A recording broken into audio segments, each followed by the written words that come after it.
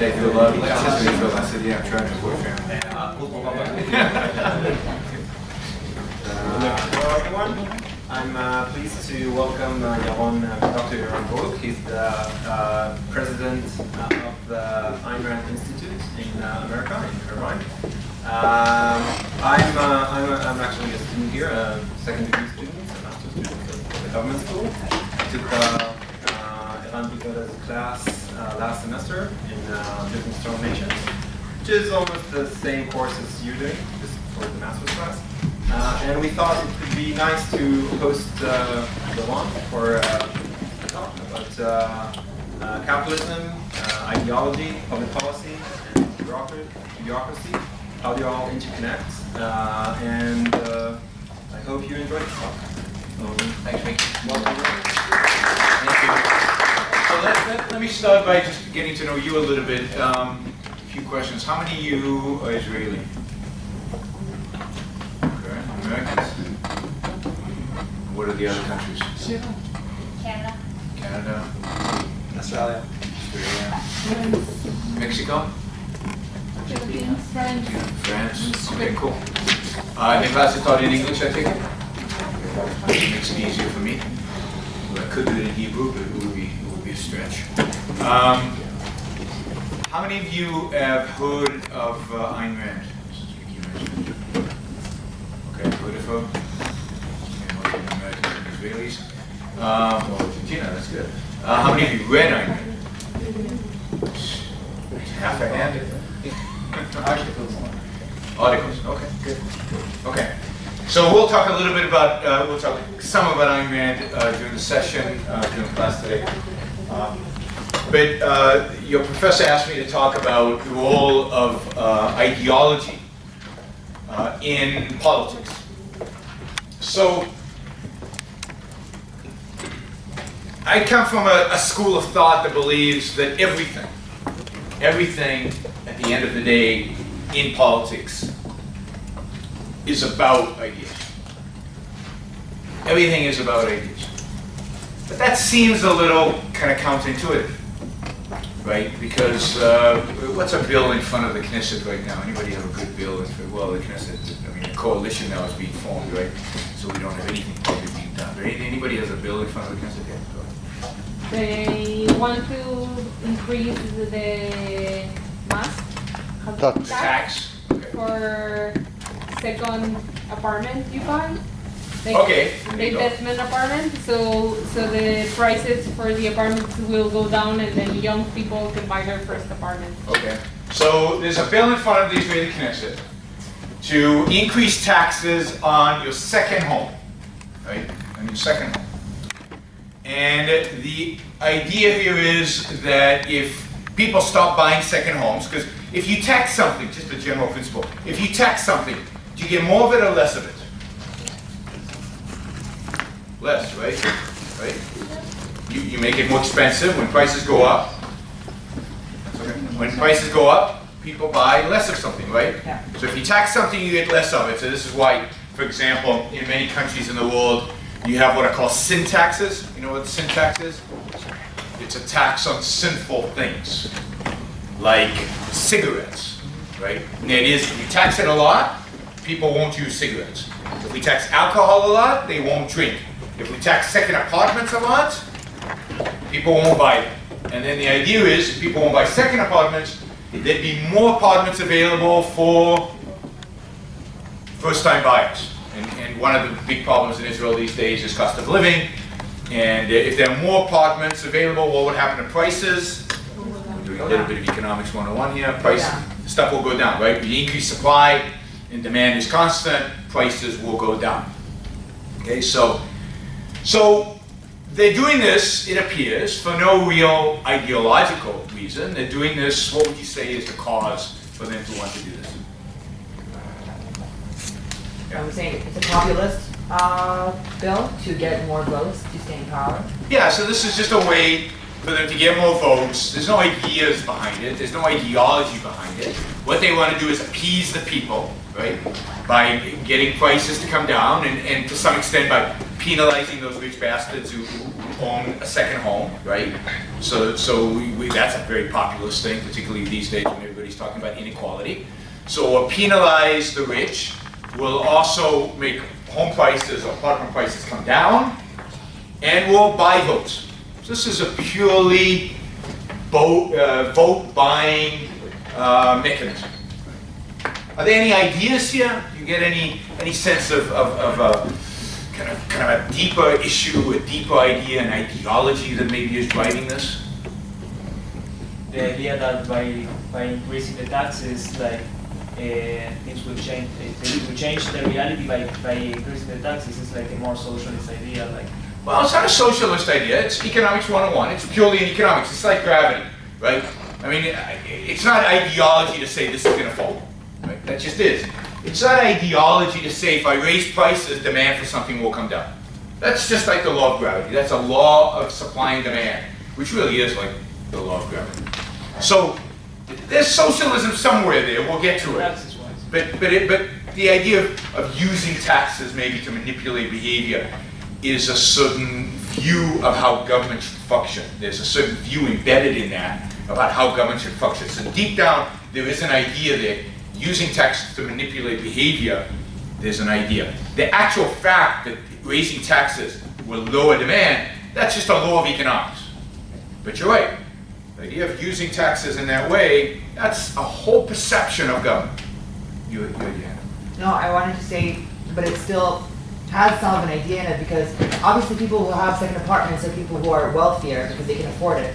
So the thought that people who have more should be taken from more also, like you should take more money from people who have more money. Yeah, so penalizing the wealthy, right? Right? I mean, that's what you're getting at. Penalizing wealth. There's a certain idea there that says penalizing wealth is okay. It's good, right? And you said it's populist, right? People will support that. They think that's somehow a good thing. And we'll see if there's any kind of deep ideology behind these. What else? What else could be here? I think that one idea is that the state has a responsibility for people's welfare. Yeah, so the state has a responsibility, it's responsible for housing, in this case, right? Or welfare. Right? That's an idea, right? That's not just a populist thing, it's not just a concrete thing, it's not just an issue of political power. There's an idea, maybe politicians aren't thinking, but the fact that this appeals to the people suggests that the people are influenced by something, right, that leads them to this. What else? Anything else? Any other aspect of this? If you want to go back even further, just the fact that they're doing something to please the people, so that's a strong kind of democratic notion of thinking I owe something to them in order to get something back. Yeah, the purpose of the state is to please people. You know, put please in quotes because it please some people. I don't think the guys who are getting taxed are going to be happy. But nobody cares, right? Because they're the minority and we're trying to please the majority because we want votes from the majority. Anybody else? Ideas that are behind this law? Okay, this is a good start. I mean, we could go in a lot of different directions in terms of just a one law and splice it in lots of different ways, and you can see a real view of the role of government, a real view of what government is there for, which is, I think, these two. And then a view of what wealth is, and a view of whose money it is in these two. So let's start with the role of government. What are some of the various ideas out there with regard to what the role of government should be? What is the role of government? What is the purpose of government? Yeah. Protected citizens. Protecting citizens from? Everything. So American. Protecting citizens from what? List a few things, because they're going to be different categories of things, right?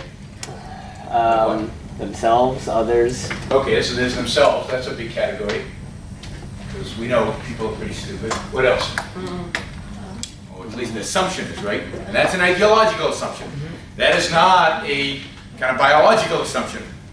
The assumption that people need taken care of is a ideological assumption. So themselves, who else? Each other, or others. From each From- other. So, but what kind of things are we worried about other people okay. doing to us? Crime. Besides, yeah, What's that? security. Crime. Yeah, crime. So violence, fraud, things like that. It's a real crime. What else? Their property. So, you know, again, so protecting our property, which is related to crime, right? We don't want them to take our stuff, to dump their garbage in our backyard. Protect their liberties, rights, life. Yeah, but that's No, but that's yeah, exactly, that's but it's very exactly what it abstract. I is. mean, Make sure what they does don't that die. Make sure they don't have. Make sure they don't die. So That's their life. we want to protect them by giving them food. Possibly. Yeah, possibly, we want to give them food. How about shelter? This is Because you need shelter if you're going to live, Happiness. right? Happiness. Happiness? Oh, happiness, that's a good one. We want to give them happiness.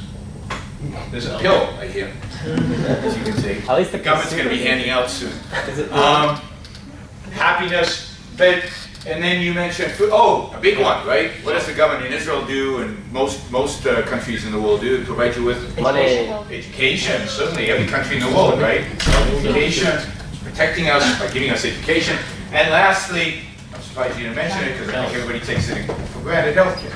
Foreign aggression. Well, okay, so there's foreign aggression. We're in Israel after all, right? So foreign aggression, terrorism. I can't spell. Right? Are we missing any big category? So we can, I think, divide these things up into physically protecting us from threats, right? From violence, from attack against us, and that would be, you know, protecting our crime, the property, foreign aggression, the terrorism, right? And then giving us stuff, right? Like all these, and themselves maybe is a different category, yeah. What about protecting like national parks or animals? Oh, there you go. So how do you want to call that? Give me a That's word. not Environment. Oh, that's the word I was looking for. Environment. Environment. Oh, environment. So and we'll include we'll include parks and water streams and the air and everything else as part of that. Okay? Is that a good word? Pretty cool. Okay. So we've got a number of categories here for what the government is supposed to do, protecting its citizens, which includes all this. Now this, what's that? Jobs. Okay, well, we can keep going. Yeah. Jobs. Yeah, that's a big one in Israel, right? And in many Western countries. Protect our jobs, right? You know, to live, right? You said it's supposed to provide us with life. Not necessarily. Liberty. It's not necessarily your job. It's your income. Okay, you better. Okay, it's a job. It's not just any job, right? It's a job with an income that you can live Or for. provide you with unemployment services. Yeah. Look at the German government. Yeah, which the Germans do. It's more worthwhile to be. It's more worthwhile in some places to be unemployed than employed, absolutely. Okay, so this is one view of the role of government. Right? The government is our mother. Government is going to provide us with all these things, right? And where does it get all this stuff to provide us? Because this is stuff. This is a lot of stuff, right? Where does it get all this from? The people. Yeah, it gets it from taxes. Just taxes? Donations. I don't know anybody who donates. Natural resources. Well, if it owns natural resources, it might have its own income Import and export. from natural resources. What's that? Import and export. Well, import and export is a form of taxation, right? It's a tariffs are a form of taxation. Loans. Yeah, well, in modern times, yes. Loans, what are loans? How would you relate loans to Well, taxes? foreign loans, I would say. How would you relate loans to taxes? Interest gain. As the Greeks are discovering, how is the only way you can pay back loans? If you tax your people. Protect your people. So ultimately, loans, think of loans, always think of loans as future taxation. Loans are future taxation. That's the only way you can, and the assumption when somebody's lending you the money is you'll be able to tax in the future to get, this is why the Germans are insisting that the Greeks fix their tax system, because nobody pays taxes in Greece, because there's so many loopholes and such a big black market. Put aside whether it's justified or not. This is what they're insisting, because the only way to pay back the loans to the Germans is if Greece can raise taxes. Selling weapons or Right. Yeah, so the government income, so will include weapons Our in the bonds. case of Israel. Are bonds part of taxes also? What's that? Bonds. What is bonds? Well, they, you know, Bonds give is- us money and then we Bonds return the is money loans. also. Yeah, Yeah, it's You're just loans, replacing same one thing. word for another, right? The form the loan takes is a bond. Confiscation, nationalization. Yeah, so they can steal it in other ways as well. I'm just gonna write steal. Confiscation, nationalization, taking over whole segments, right? That's another way they can get income to do all this stuff. But is that enough? Is it enough is it this just about money, right? Because if the government is giving you food, is responsible now for food. Its responsibility is to make sure you're fed. Its responsibility is to make sure you're happy, that you're educated, that you provide health care. It's not just a matter of money. What else is it a matter of? Policy. What's that? Legitimacy. Well, we haven't discussed legitimacy. We'll put that aside. But what do they have to do to the economy, to people, in order to guarantee that all this stuff gets delivered to you? Legislate. Control it. Control it. They have to be controlled, right? There has to be control. It's no accident that because education is so high on the list that people think the government should provide, that the government just has the control education system. It basically owns it and monopolizes it. How does it control the healthcare system? It's not just that it pays for healthcare. It controls their whole departments in the government. They're massive bureaucracies dedicated to controlling and regulating.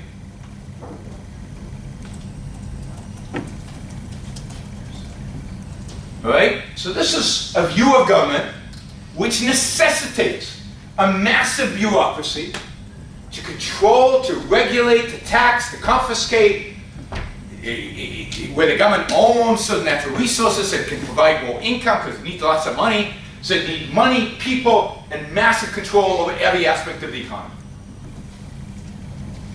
And of course, the more we're committed to the government providing all these things, or guaranteeing all these things, the bigger this bureaucracy has to grow. Now, where does this approach to government come from? Is there a deeper set of ideas that leads us to believe that this is what government should do? Welfare state.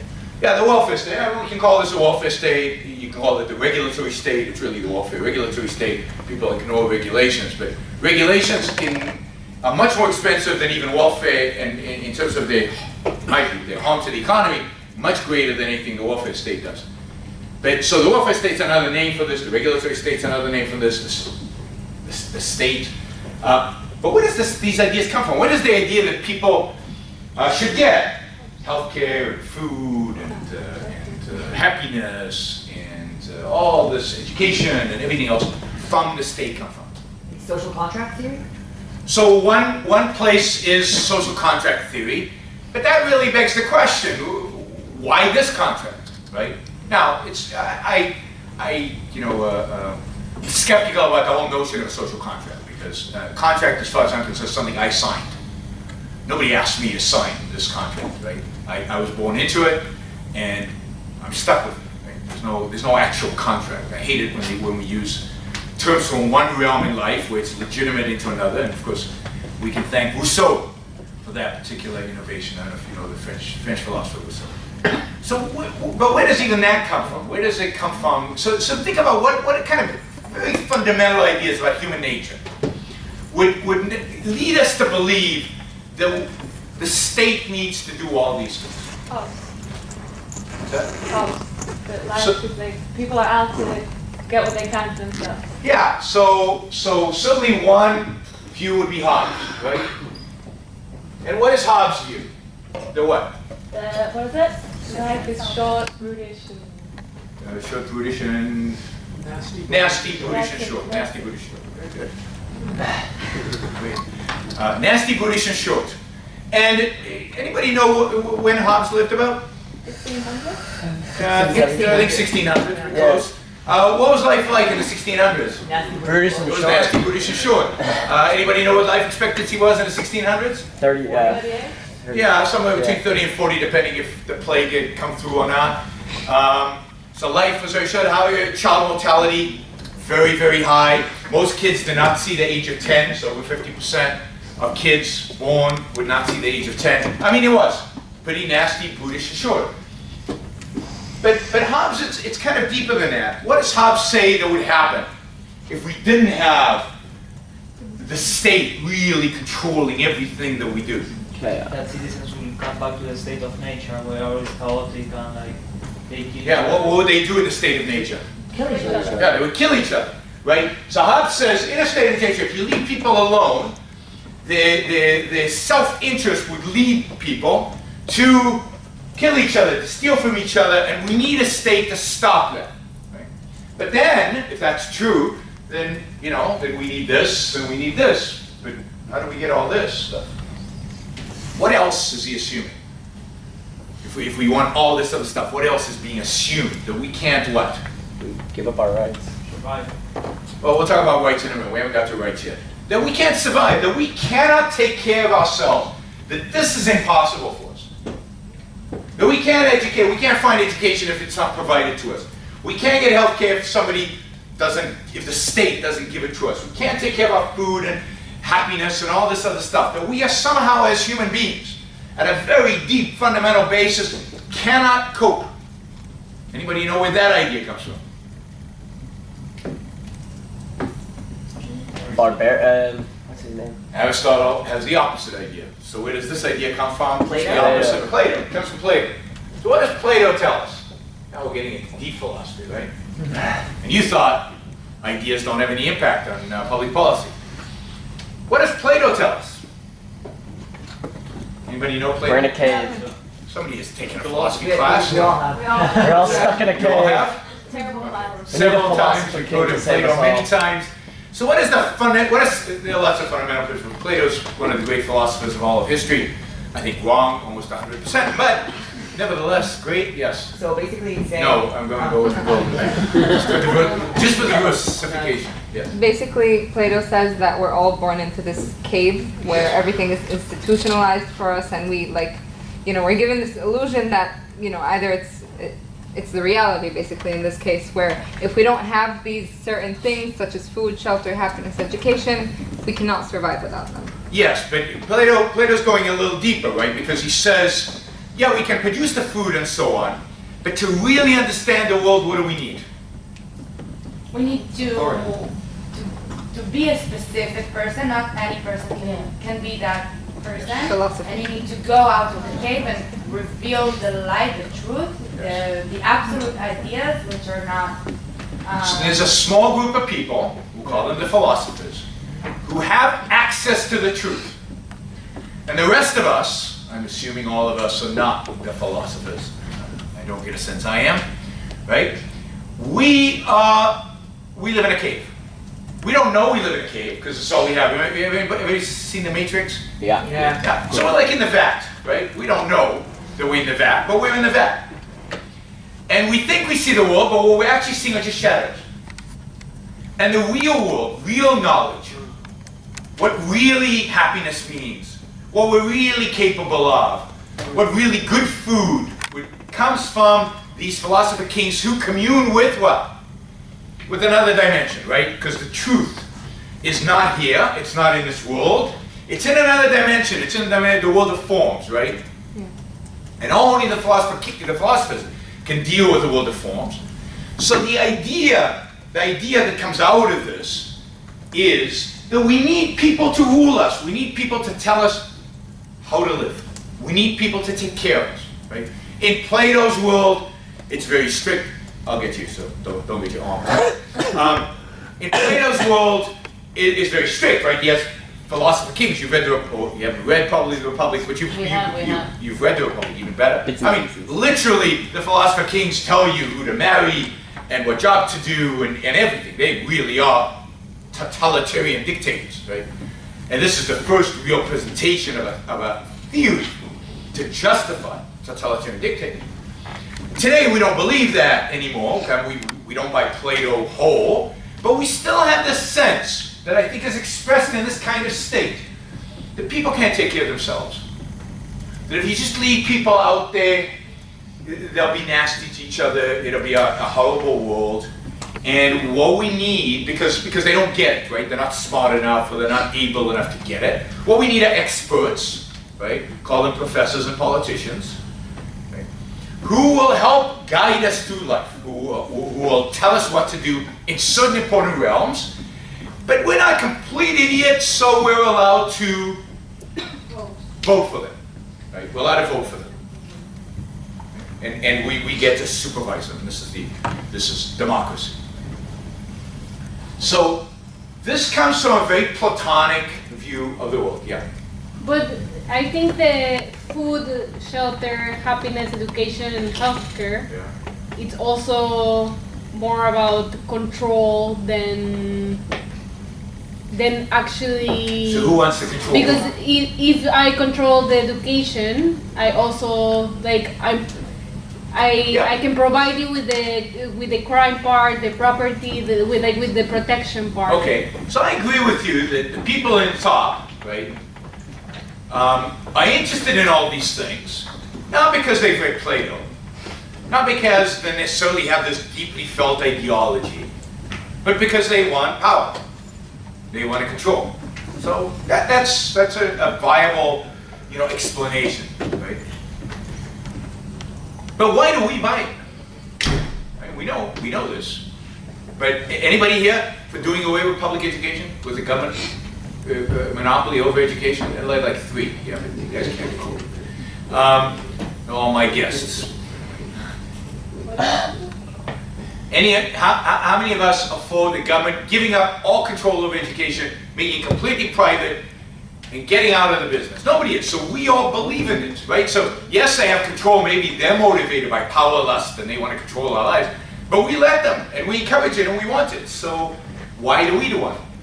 Because that's in Western society. I did come from Mexico, for example. I never went to a public hospital, to a public school.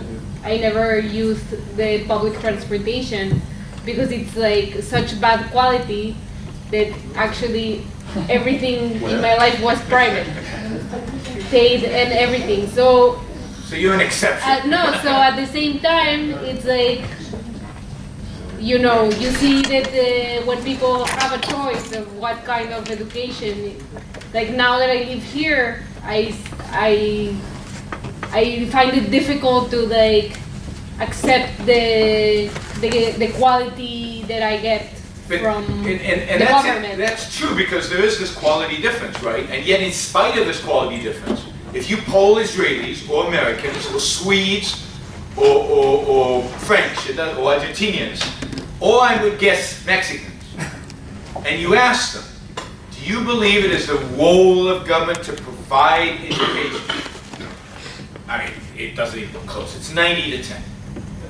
Maybe 99% to 1%. I mean, I just think that she raises your case. I mean, the fact that you use private services just that's because you didn't get any social ones that were good enough. But it doesn't mean that it's not necessary. You know what I mean? I mean, you kind of make his point even more. No, of course. I don't think that it's not everyone has the option for private. Yeah, so we believe. Of course, we'll talk about whether that's true or not in a minute. That's why it's necessary. We believe but people I don't don't have the option. think maybe if the system wouldn't work like that, then it would be different. Maybe people. You mean only private or only public? No, if it wouldn't work everything it's public, maybe this is it would be more equal. No, exactly. so maybe it would be more equal. So she's maybe agreeing the with you. economy wouldn't be she's basically agreeing with you. Okay. Yeah, she's agreeing with you. Yes. I don't know if it's a bit off par, but why does everybody have to, for example, when we speak about education, I mean, even if it's a private system, even if we go by a privatized system, I mean, we still have this very uniform idea of what education is. Why is it that everything in our, lives has to be, it has to go by a certain set of rules? I mean, we said that we came into the social contract in order to kind of stop people from killing each other, but countries are doing it on a larger scale. So what have we gotten to exactly? Well, what is the point? I mean, I think I agree with you. I think I will agree with you. But the reason everything is guided by rules, the reason everything is in a sense so systematic, is because we've let a certain group of experts, our philosopher kings, which in this case we've elected rather than dictate what it looks like, and they're going to dictate what their vision is. And it turns out that in spite of the fact that Israeli politics is, what is it, nasty, brutish, and long, unfortunately, it wouldn't be good if it was short. In spite of the fact that Israeli politics are nasty and brutish, there's very little disagreements. I mean, fundamental disagreements between the political parties. They all basically agree about everything, right? I mean, what are the difference between Bougie and Netanyahu, really? I mean, I don't know how much you guys follow Israeli politics, as many of you are following, but what are the differences? Did they all think the government has to solve the housing problem in Tel Aviv? Yeah. Yes. Did they all think that, in spite of what Bibi said, that there's going to be a Palestinian state one day? Yes. Yeah, they all believe that, or they all think that. Whether it's true or not is a different question. They all believe that.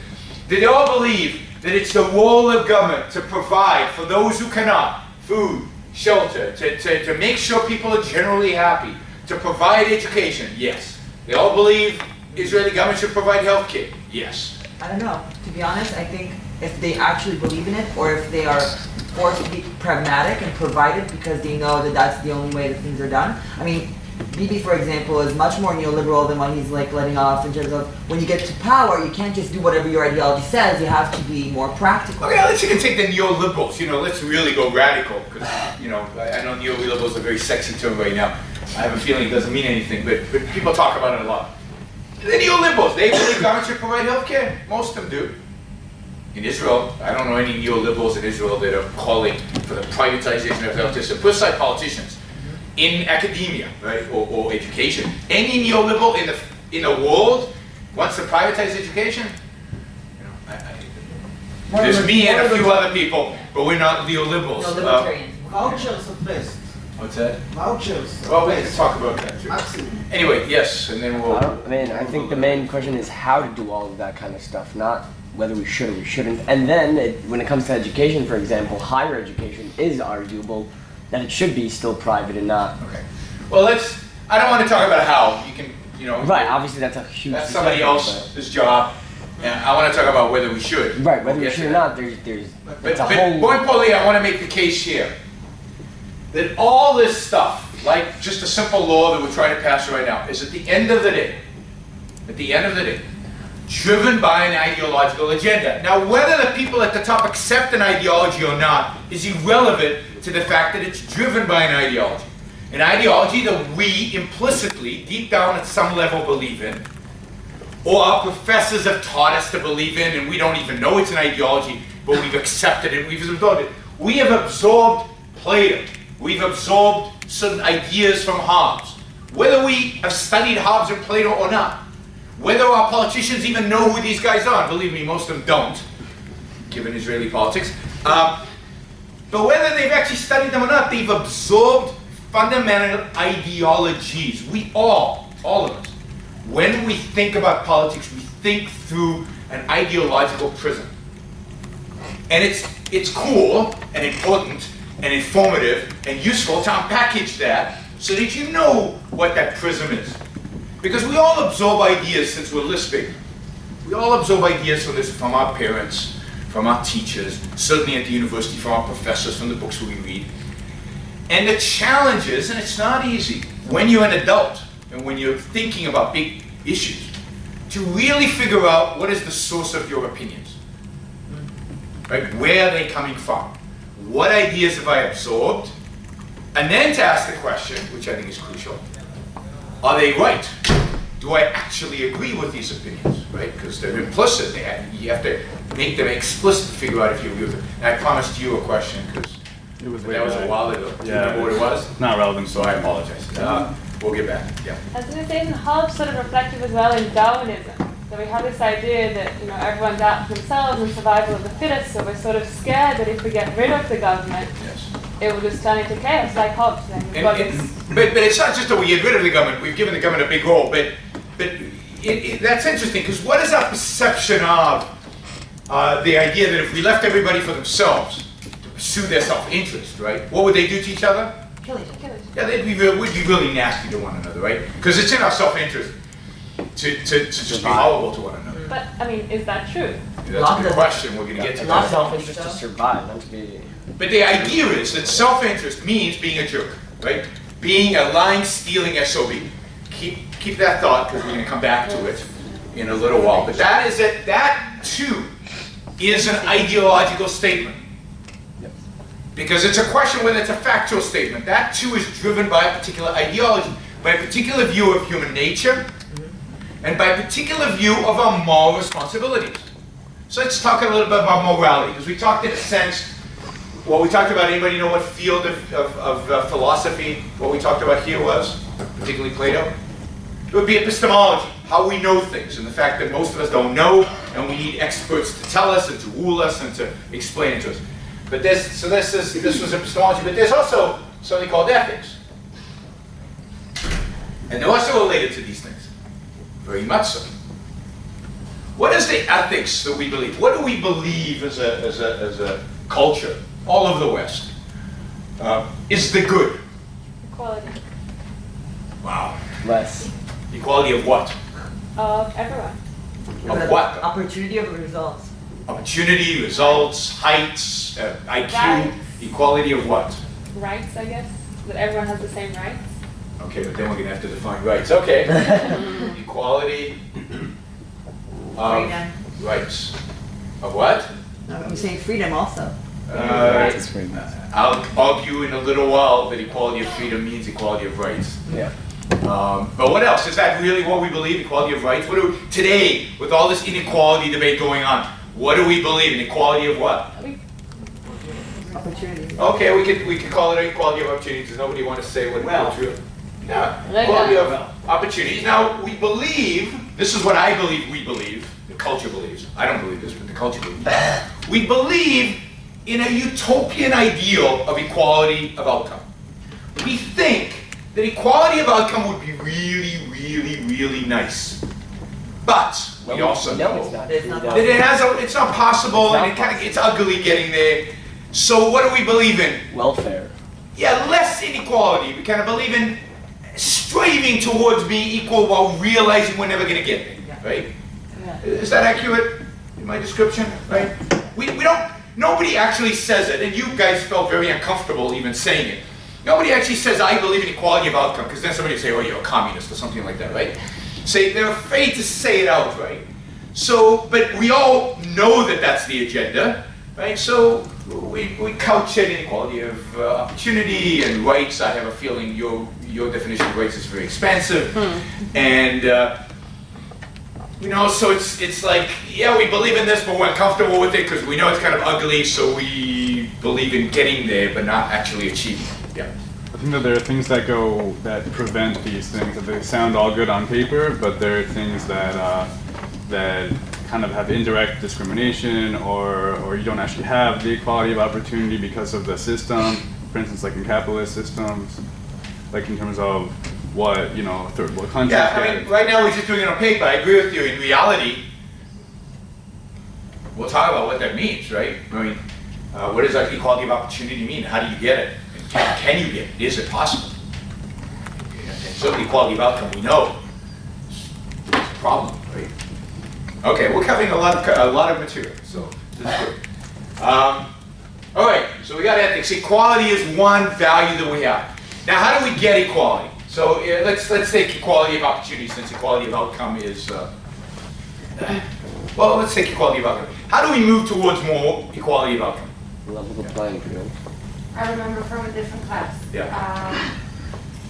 Treating like cases alike and different cases differently. So treating like cases alike and different cases differently, I would put on the equality of rights. That is, in a sense, rule of law, equality before the law. So you treat things that are like the same, right? But is that equality of outcome? No. How do we move towards equality of outcome? Opportunities. Of opportunity. But how do we get to be alike or dislike? Isn't that already set? Becoming Robin Hood. Yeah. I mean, Yeah, you steal from the rich and give to the needy. yeah, so the only way to get equality of outcome is to take from some and give to others. Progressive taxation. What's that? Redistribution. Progressive taxation. Progressive taxation. I mean, there are a lot of different ways you can do this, right? But the point is it's okay to take from some and give to others. And why is it okay? Why should the people whose stuff is taken from them actually feel good about it? Morally. We're talking morality, not politics. Morality. Yeah. It's excess. What's that? It's excess. Because they have excess, they don't need it.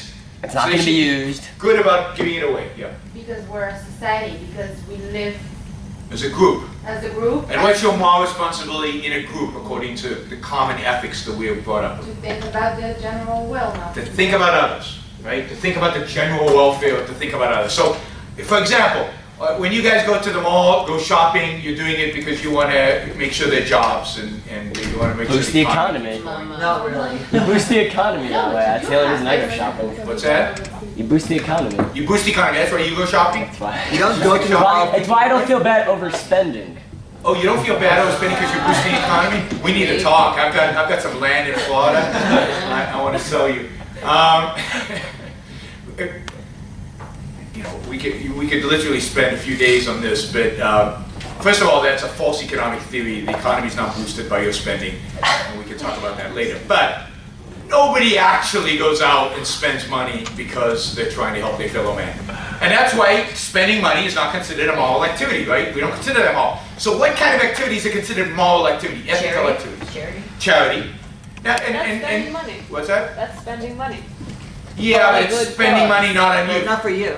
It's for Yeah, but I the think cause. that when people make purchasing decisions, they have a moral process that they go through. For example, if you're buying eggs, why do you buy free-range eggs and not? That's only if you eggs? make the decision to buy Okay, so it could be, your purchasing decisions could be motivated by money, but they're not necessarily because most people don't think that way. And probably the majority of decisions aren't. So yeah, okay, I agree. Because maybe some people make you feel guilty that you are making money, so you have to give to other people. Why do they make you feel guilty?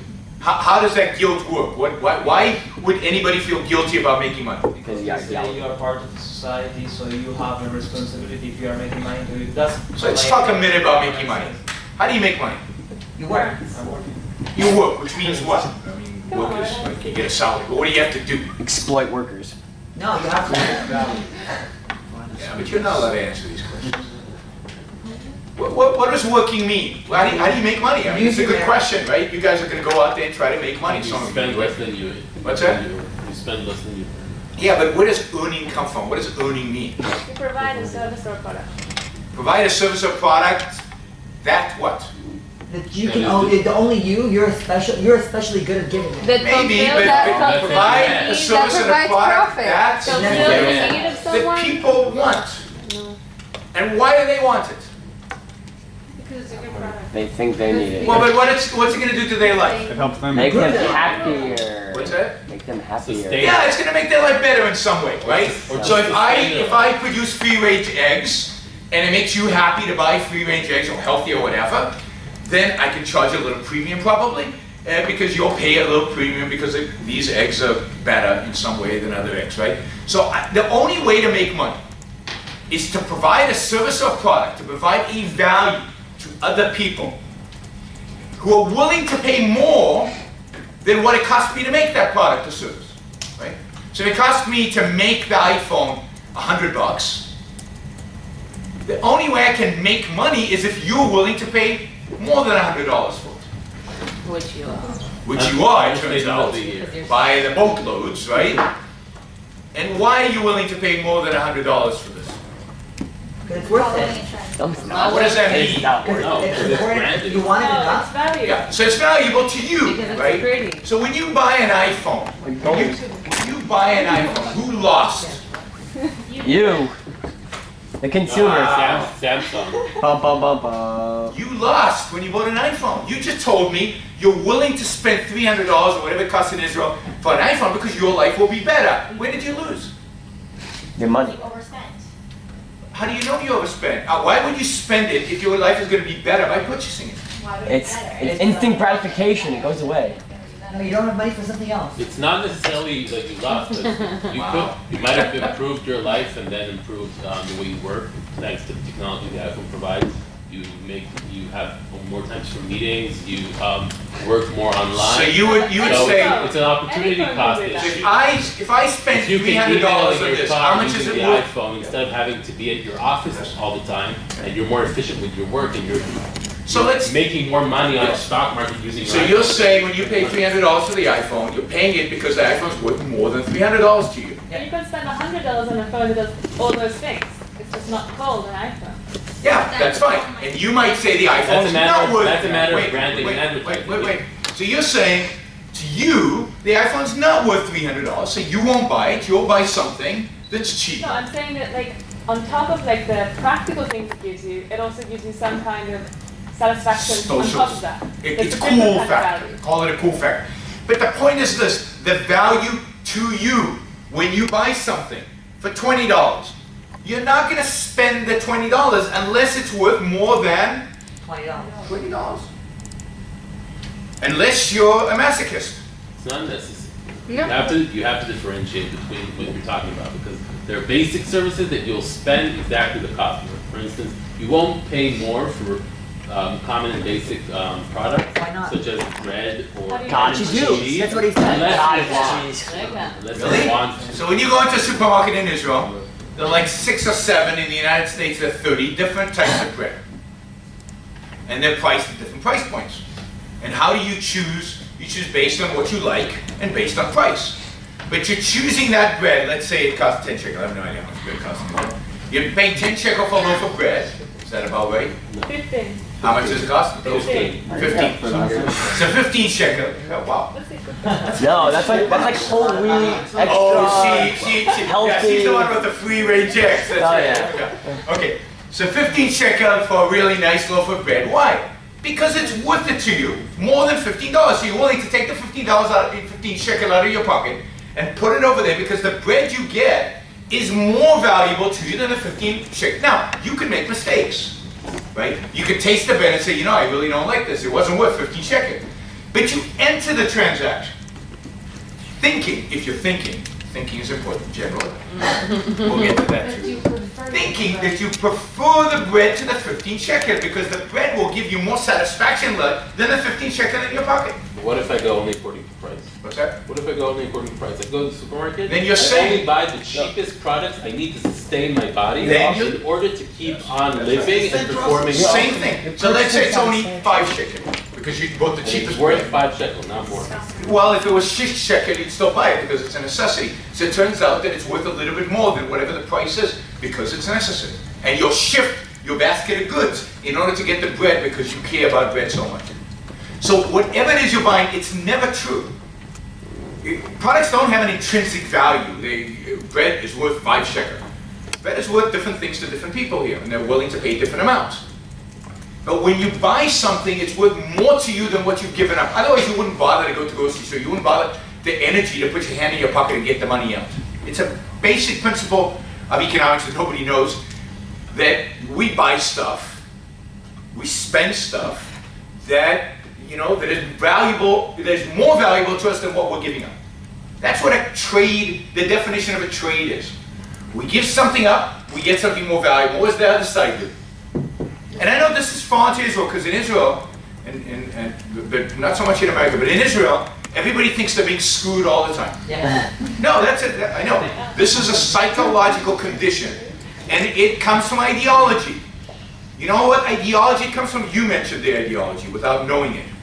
It comes from the fact that this country was founded by basically Marxists. I mean, Ben Gurion was a former communist, by Marxists. And Marx teaches us, basic philosophy, Marx teaches that all trade is exploitation, that all labor is exploitation, that all, and you said exploitation, right? It's all exploitation. And we as a culture in Israel, and I say we because I'm Israeli, we grew up with this, it's in our blood. We think everything, we're going to be exploited, we're going to be screwed. Every transaction we go to, oh my God, he's going to screw me. How do I screw him before he screws me? And it's a cultural phenomenon in Israel, but it's a cultural phenomenon that comes from a particular ideology, that comes again from ideas. Yeah. I wanted to add to something you said before about when you asked before who loses So basically nobody, because each side thinks that the product or money or anything they got is better than what they gave up. Beautiful. That's what you wanted to hear. That was That's exactly what I wanted to hear, and I think it's But true. it is. That's the concept of trade-off. Like, That's the concept of trade. You don't, if you think you're gonna lose, why would you enter the trade? Yeah, you have to get what you want, otherwise you won't do it. Well, you have to get what you want, and Apple makes a profit. But you make a profit too. This is what, and actually, if you actually look in reality, this is worth a lot more than $300 to you. It costs $800. Well, in Israel. No, not money. No, in New York. Well, The worth you're talking about is not the money. The point is, however much it costs, the fact that people are buying it means it's worth it. And if you look at the value we actually get out of it, in terms of networking, in terms of productivity gains, it's thousands and thousands of dollars. But yes, trade is win-win. It's not the Marxist lose-lose. It's not the Marxist or the Marxist win-lose. It's not about exploitation. Samsung doesn't lose me because they never had me. They don't own me. Yeah. I just want to say that I don't necessarily agree with that. I think that sounds like an incredible marketing tactic to get someone to get something, but I think that because of how society has convinced everyone that they need something, then you're convinced that you need the product, so you buy the product, and you think that you won the situation when you really haven't. You need food to survive. So I think that's a common point of view.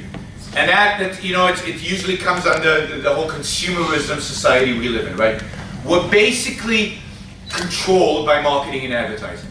Marketing and advertising, in a sense, brainwashes us to want things and to consume things that are actually not good for us. And in that sense, we lose and somebody else gains, so it's a win-lose situation. And I would say, I think there's some truth to that for some people. I think there are people who spend their money irresponsibly. They don't think about it. They don't engage with it. I don't think we're brainwashed. I think we need to make those choices. We need to think through what we should buy and what we shouldn't buy. We'll get to the role of thinking in a minute. But what we should always strive towards, as human beings, is trades that are win-win. We shouldn't put ourselves in positions where we lose. Why would we?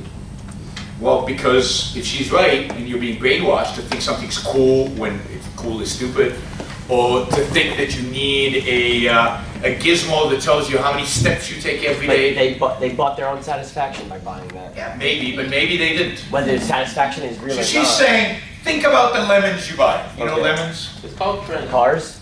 It's just trends. Lemons, Broken the cars. example is usually cars. But lemons means the products that don't actually satisfy. Right. You buy a product and it's actually not, it doesn't do, you paid $300, but it's not worth $300, so you'd be screwed up. So that's So think about that in advance. Don't just do it because emotionally driven to do it by external stimuli. We'll take these two and then I want to move on. Yeah.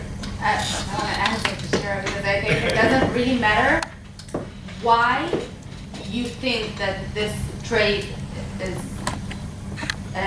why do you decide to make this trade? It doesn't matter if you're brainwashed or your mom told you or you really made a very thorough research. The fact is that at this point, you have decided consciously to make this trade, make this deal, and that's why you benefit.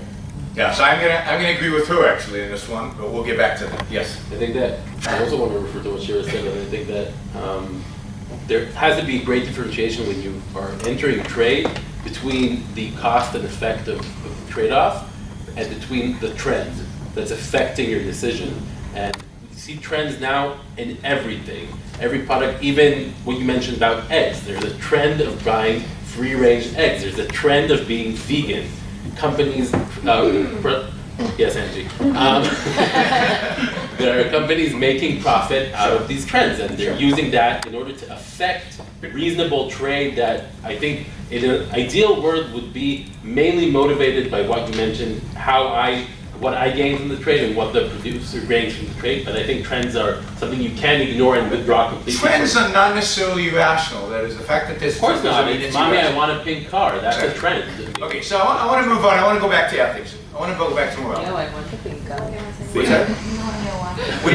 When you're a little kid, or throughout your life, what are you taught? What are we all taught? Is the good? It's thinking about society. Be generous. To be generous with whom? With others, to be kind, to share. Sharing is caring. Sharing is caring. Good. Sharing is It big. can be right? fun. Treat Particularly when others, you're a kid. treat others And- as you'd like what's to be that? treated. Treat others as you would like to be treated. Treat others as you would like to be treated. But to be really kind of a moral hero, right? To be perceived as somebody who's the good, right? What would you have to do? Sacrifice. Oh, good. Sacrifice. Right? You have to sacrifice. You have to give up something. What's a sacrifice? Just to define out something. What does a sacrifice mean? To give something that you want Yeah. to benefit others without thinking of your own self-interest. Excellent. So, giving something up that you really value, that's really important to you, without expecting anything in return, without any notion of self-interest entering into the picture. Right? So, morality, really being virtuous, really being good, like having statues and boulevards named after you, means sacrifice. The bigger the sacrifice, the bigger the statue. So you have to give something that's really, really valuable to you. That's how we've defined as a culture the essence of goodness. Right? Wrong? Some of you look skeptical. You're talking about altruism. Yeah, but altruism, not in the sense there's a lot of people use altruism to mean being nice to people, kind of opening doors for old ladies and stuff. But his altruism is like, right, other people are the focus of your value, right? You are there to serve them. You are there to sacrifice for them. They are the moral purpose of your life. Abnegation. Depends on how you define altruism as well, aside from pro-social behavior. Well, that's why I'm trying to define it. I'm defining it in his terms. Yeah, and you that, can I was just do going, the yeah, definition. I agree with what you're saying. And that definition, by the way, comes from the guy who invented the word. His name is Auguste Comte, another philosopher. We keep running into these philosophers, guys. Another philosopher who lived in the mid-19th century, or early 19th century. Auguste Comte said that the essence of morality is service to others, that is thinking of others. If you think of yourself in an action, that is, I'll feel good by giving him $1, right, the beggar on the streets, or by giving the charity or whatever, then it doesn't count as moral.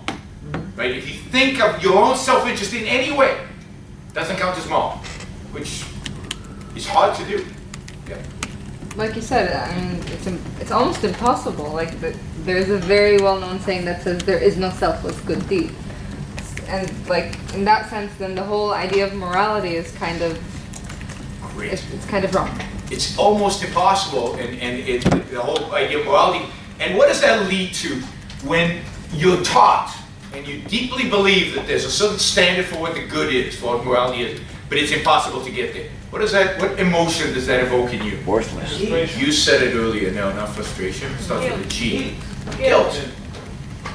Guilt. You said guilt, right? Why do rich people feel guilty? Because they're supposed to, based on this morality, be helping other people, giving stuff, sacrificing, living for other people, never thinking of themselves. How do you become rich? By thinking of who? Yourself. Or others, and then you make an F and then become rich. You think about others in the context of you. But if you keep the wealth, then you're thinking about yourself. If you keep the wealth. So, guilt, right? So that's where the guilt comes from. The guilt comes from the fact that we set up a moral system, we set up a set of moral beliefs that says that you have to sacrifice, not think of yourself, or think of yourself as little as possible. We can't do it. We can't succeed, and therefore we feel guilty about not being able to live up to that life. Now, so when we go after and we tax these rich guys, do they have any objection? No. Typically they don't. Usually they vote for it. Why? Because we got this guilt on them, right? So guilt is an incredibly powerful ideological tool. Right? It's an emotion, but it comes from an ideology. It comes from a set of beliefs, philosophical beliefs about the world, which says that the purpose of morality, the purpose of moral life is to sacrifice. And since we can't do it all the time, we feel guilty about it. We can't all be Mother Teresa, if you believe Mother Teresa is the symbol of altruism. That's a big issue. Do you think all this comes from religion, like from the Catholic idea that you have to likely sacrifice and you have? But what is religion if not a community? What? What is religion if not a community where you? Well, religion is a set of ideas. Yeah. In a sense, religion is a philosophy. Plato came before religion, before Christianity. Yes, but Plato never talked about sacrifice. Plato would think that was bizarre. I would argue that the first institutionalization of this idea of morality was in Christianity. About Judaism. What's that? About Judaism. I don't think Judaism does it, but I'm an expert of Judaism, so we can. But I definitely think that there's no question about Christianity. Christianity, the symbol of Christianity is what? Sacrifice. Yeah, a man on a cross, dying the most horrible death possible. For whose sin? For his own? That would be justice, right? But he's not dying for his own sins, he's dying for your sins. That's what they say. And that's the ultimate sacrifice, that's the ultimate selflessness, to die for the sins, not even to help the virtues, but for the sins of other people. Right? So in that sense, yes, I think it comes from Christian religion, but it has been institutionalized into secular philosophy. So if you think about Augustine Comte, he's saying sacrifice is the essence of morality. It's all about being selfless. That's what morality is about. When you think about Immanuel Kant says the same thing. He says, if in doing a moral act, you think about the benefit you will get from doing the act, it's no longer moral. So this has been secularized as Christian ethics. But now let's think about how that affects public policy. So if your moral responsibility in life, the moral purpose for you being alive, is to serve other people, is to sacrifice to other people, and you're not doing it, then how can we solve this problem? Because that's a moral deficiency, right? It's a problem. If we have an ideal and we're not reaching it, how can we solve the problem? Give the responsibility to someone else. Well, in a sense, create an institution, called a government, right, who's now responsible for making us all moral. How? By taking money from us if we're rich, by encouraging us to do public service, by funding all this, by taking care of all this stuff for us. So in the United States, we just had a referendum in California a couple of years ago to raise taxes on the rich, right, from 10% to 13%. This is on top of our federal taxes, which for the rich are around 40%. So this bumps them over 50% in taxes. So for 10 to 13%, that's a bigger increase. That's 30%. And we were told in the run-up that if we didn't do this, people were going to suffer, right? Because the government couldn't pay for their education. And the rich voted for it because they feel like it's their moral responsibility. Now, moral responsibility they could take care of voluntarily, but they're too busy, greedy, selfish, however you want to call it, to do it themselves. So we assign the government to take care of that redistribution of wealth, taking care of the poor, taking care of people's education. So it's driven by an altruistic morality that says it's our responsibility, it's your moral responsibility.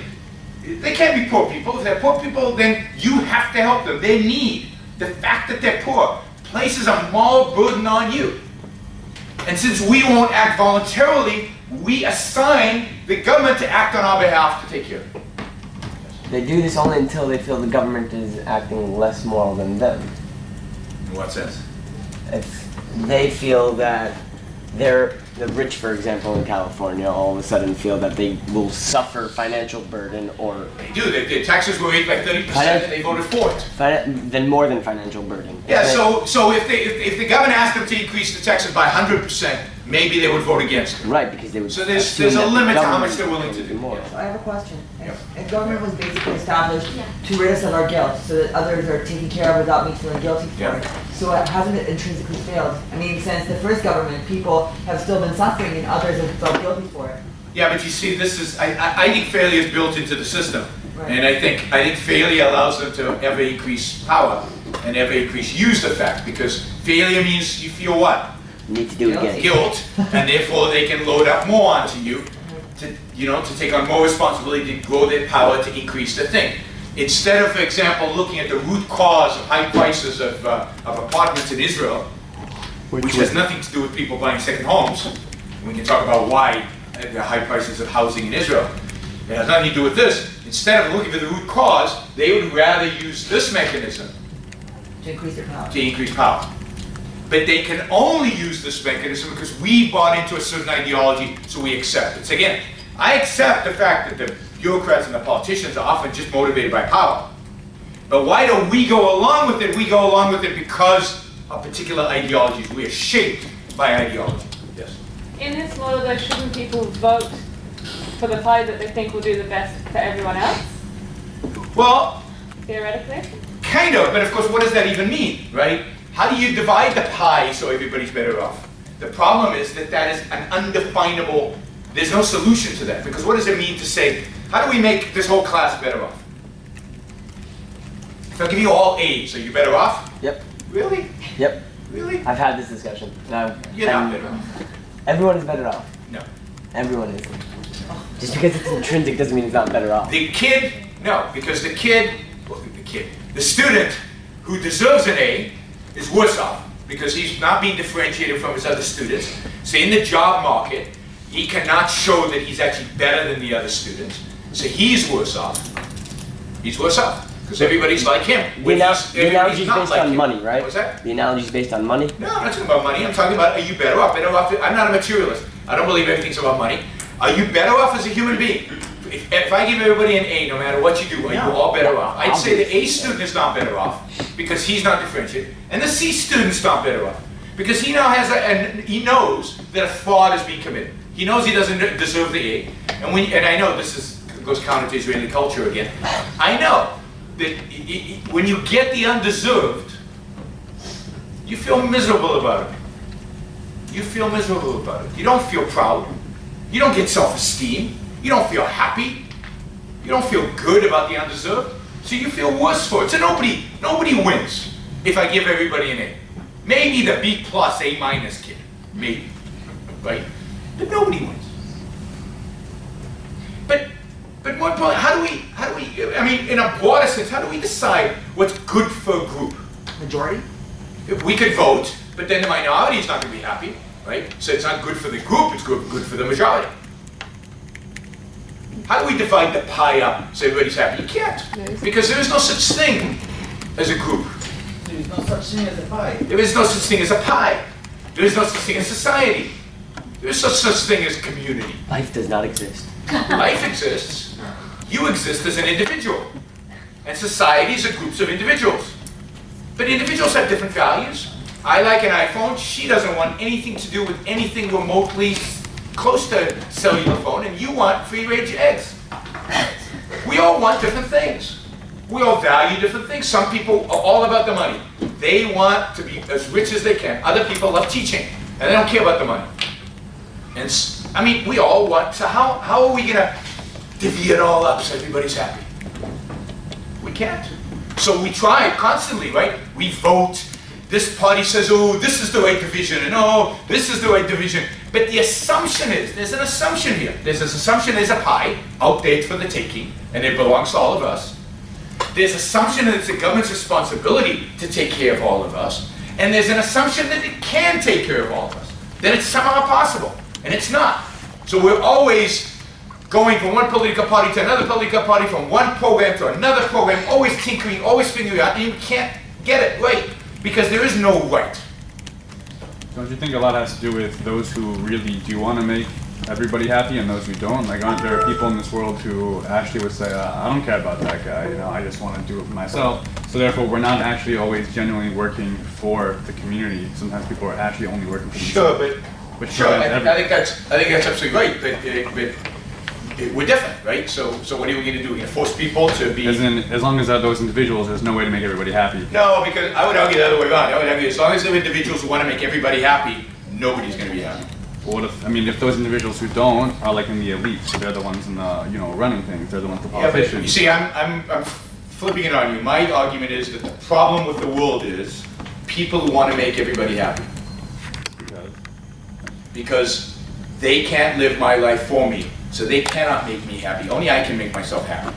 And when they try to make me happy, they destroy my happiness. And when we come up with schemes to make people happy, they're almost always going to destroy happiness. Right. So thinking for other people, Trying to run other people's lives, trying to manage other people's lives is a destructive notion. But I want to, well, you continue, and then I want to shift to an alternative set of ideologies. All right, I was going to say that's where the line is drawn between superimposing on what somebody else thinks, like thinking you know what they want, and actually listening and working together and actually respecting what they actually believe. So I think there's a third element. You see, at the end of the day, that discussion you cannot have it with every citizen in the state of Israel.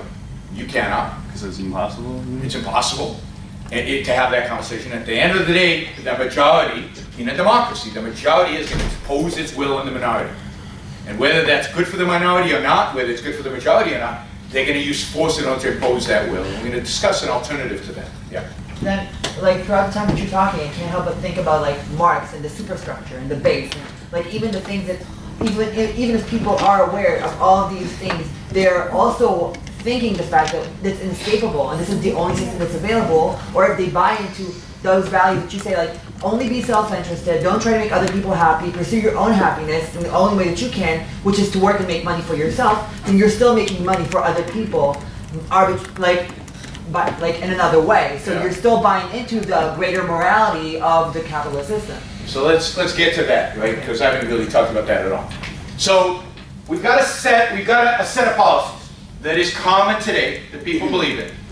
We started from one policy and we went to a very broad set of policies, driven by, I'm arguing at least, a certain set of ideas about human nature, about human ability to conceive reality, and about morality. The moral code that says it is our moral responsibility to take care of everybody.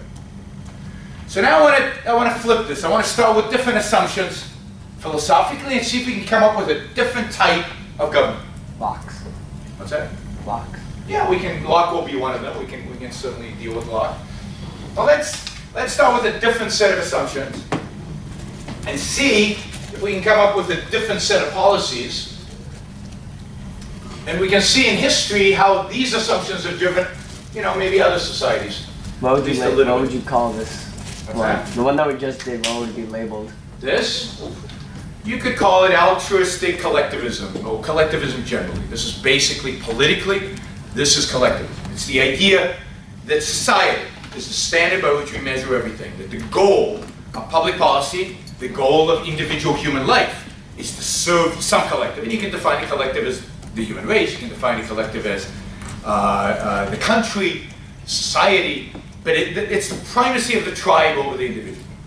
Politically, it comes as Politically, it can come out as totalitarian regimes all use this argument, but it also comes out as democracy. Because what are we trying to negotiate in democracy? We're trying to negotiate the good of the majority, society, and we're trying to build majorities around what we believe is good. And the whole ideological political struggle is to define majorities that align with a particular view of good versus another particular view of good, and that's continuously changing because, in my view, we can never attain the goal. There is no such thing as the good of society. Yeah. So it's an impossible goal that we're continuously shifting around and playing around with, and I think losing a lot in the process. So I want to offer an alternative, and I want to start at the beginning. So let's start with Plato's nemesis. Who's Plato's nemesis? Aristotle. Or prodigy. Yeah, I mean he's a prodigy really, because Aristotle was Plato's student. So Plato said, we live in a cave, right? We see shadows. What does Aristotle say? Everything's real. Yeah, I think so, real. And do we know things? Do we know stuff? Yes. Yes, how do we know? Touch them. See From our senses and what else? Our reason. So according to Aristotle, what type of animal are we? Dogs. Political animal. We're not dogs. That's Hobbes. Well, we're a political animal, but more fundamentally, as individuals, what kind of animal are we? Thinking. Yeah, we're thinking animal. We're the rational animal. He defines man as the rational animal. And what does that mean? Well, if you look around the room, look. We're a pretty pathetic animal, physically. Some of us, anyway. We're weak. We're slow. Hairless. We have no fangs. We have no claws. You guys try running down a bison and biting into it. I mean, you can't do it. You can't catch it. You can't bite into it. You can't skin it with your fingernails? Says who? Says I. I'll challenge you to that one. Oh, how about a saber-toothed tiger? I once had an argument in some class where the kids said, no, I could beat a saber-toothed tiger. I know jiu-jitsu and I could beat a saber-toothed tiger. All right, okay. Yeah, Richard could beat a saber-toothed tiger. The fact is that physically, we are not fit for this world. We need clothes. Clothes require a sophisticated process of skinning animals, drying their furs, and molding it into something you can wear. We need agriculture on a massive scale. With a population of 6-7 billion people, you need agriculture on a massive scale in one way or another. You need to be able to produce food. And that food production necessitates thought, necessitates figuring out. So everything that we need in order to survive, even the buildings, the homes, we do not have a gene of how to build a hut. I don't anyway. Or how to do agriculture, or how to build weapons, all of that thing, some genius, some Einstein of his day had to figure out. And a Ford and a Bill Gates of his day had to create as a business, right, as mass production. So the tool by which human beings survive, human being thrive, is our reason. And indeed, we know reality, Aristotle tells us. And I think life tells us. Because look at us. In spite of the fact that we can't bite into a bison, you know, I often have a bison burger. Here we are living in this comfortable, amazing life that we have. We live to be 80, 90 years old. Pretty healthy. Life is pretty cool. I know people don't appreciate it, but it's pretty cool. Think about it. So, we can do stuff. We can build computers. I mean, who could have imagined, right? That you could create the kind of stuff that we could. Driving cars, we fly in the air in airplanes. I mean, we all take this for granted. But like only 150 years ago, nobody could have imagined that we'd be doing these things. That's what Jules Verne, right? Jules Verne, the science fiction. Yeah. So human reason, Aristotle tells us, is efficacious. We can change our environment to fit our needs as human beings. And this is indeed how we survive as a species, by changing our environment to fit our needs. And we are capable of that, every individual, at various levels in terms of intelligence. But everybody is capable, everybody healthy is capable of being rational. So for Aristotle, the responsibility for your life lies where? With you. With you. Not with society, not with other people, not with philosopher kings. You know what's good for you. You can figure it out. And I would argue, even with the brainwashing of marketing and advertising, you can resist it if you choose to do so. If you think it through, you've got a mind that can be used and needs to be used for human progress to continue. So Aristotle's whole view here is that the primacy is not on the group. While we are, he says, in a sense, a political animal, a social animal, but the fundamental thing that we are is a rational animal, as individuals. And our responsibility is to live. It's to ourselves. So Aristotle's morality is about what? What is the purpose of morality according to Aristotle? Self-survival. Survival, but is it just to survive as an animal? What is it? Yeah, it's happiness. Fulfill yourself. The good life. Yeah, the good life, flourishing. There's a word in Greek which I butcher every time I say it, but what the hell? Eudaimonia, which I'm told is not how you pronounce it at all. When I was in Athens, they scolded me. What's that? A Greek guy is here. Who's the Greek? We have a Greek guy. We have a Greek guy. Oh, he's not here now. Well, that was that mentioned? You can ask him how you pronounce it. But eudaimonia, which is translated into flourishing, happiness. So the purpose of morality is not sacrifice. The purpose of morality is not dedicating your life to serving other people. The purpose of morality is not taking care of society or maximizing social well-being. The purpose of morality is your own happiness, your own success in living, making your life the best life that it can be, finding the virtues and values necessary the things to strive, the things to hold on to that are necessary to be a happy, successful human being. And who knows that? Who can figure out what the values you need in order to be happy? Only you. Only you. Now, we can talk about principles, big values that all of us need in order to achieve those personal values. But when we turn it to the concretes, to the actual values that we pursue, the things that we actually do in life, only we can decide. We don't need philosopher kings, Aristotle tells us. We are our own kings in that sense. We make those decisions for ourselves. Now, what are some of those principal values? Well, for Aristotle, somewhat, I'm modernizing him here a little bit through Ayn Rand. The most important value is what? We just talked about. Is reason, is your mind. If you want to have a good life, you got to use your mind. You got to overcome the brainwashing. You got to make decisions that make sense. So you don't buy products that turn out not to be worth it. So you don't get into relationships that turn out to be lousy. That you think, that you learn, that you engage in reality with your mind, that you continuously think.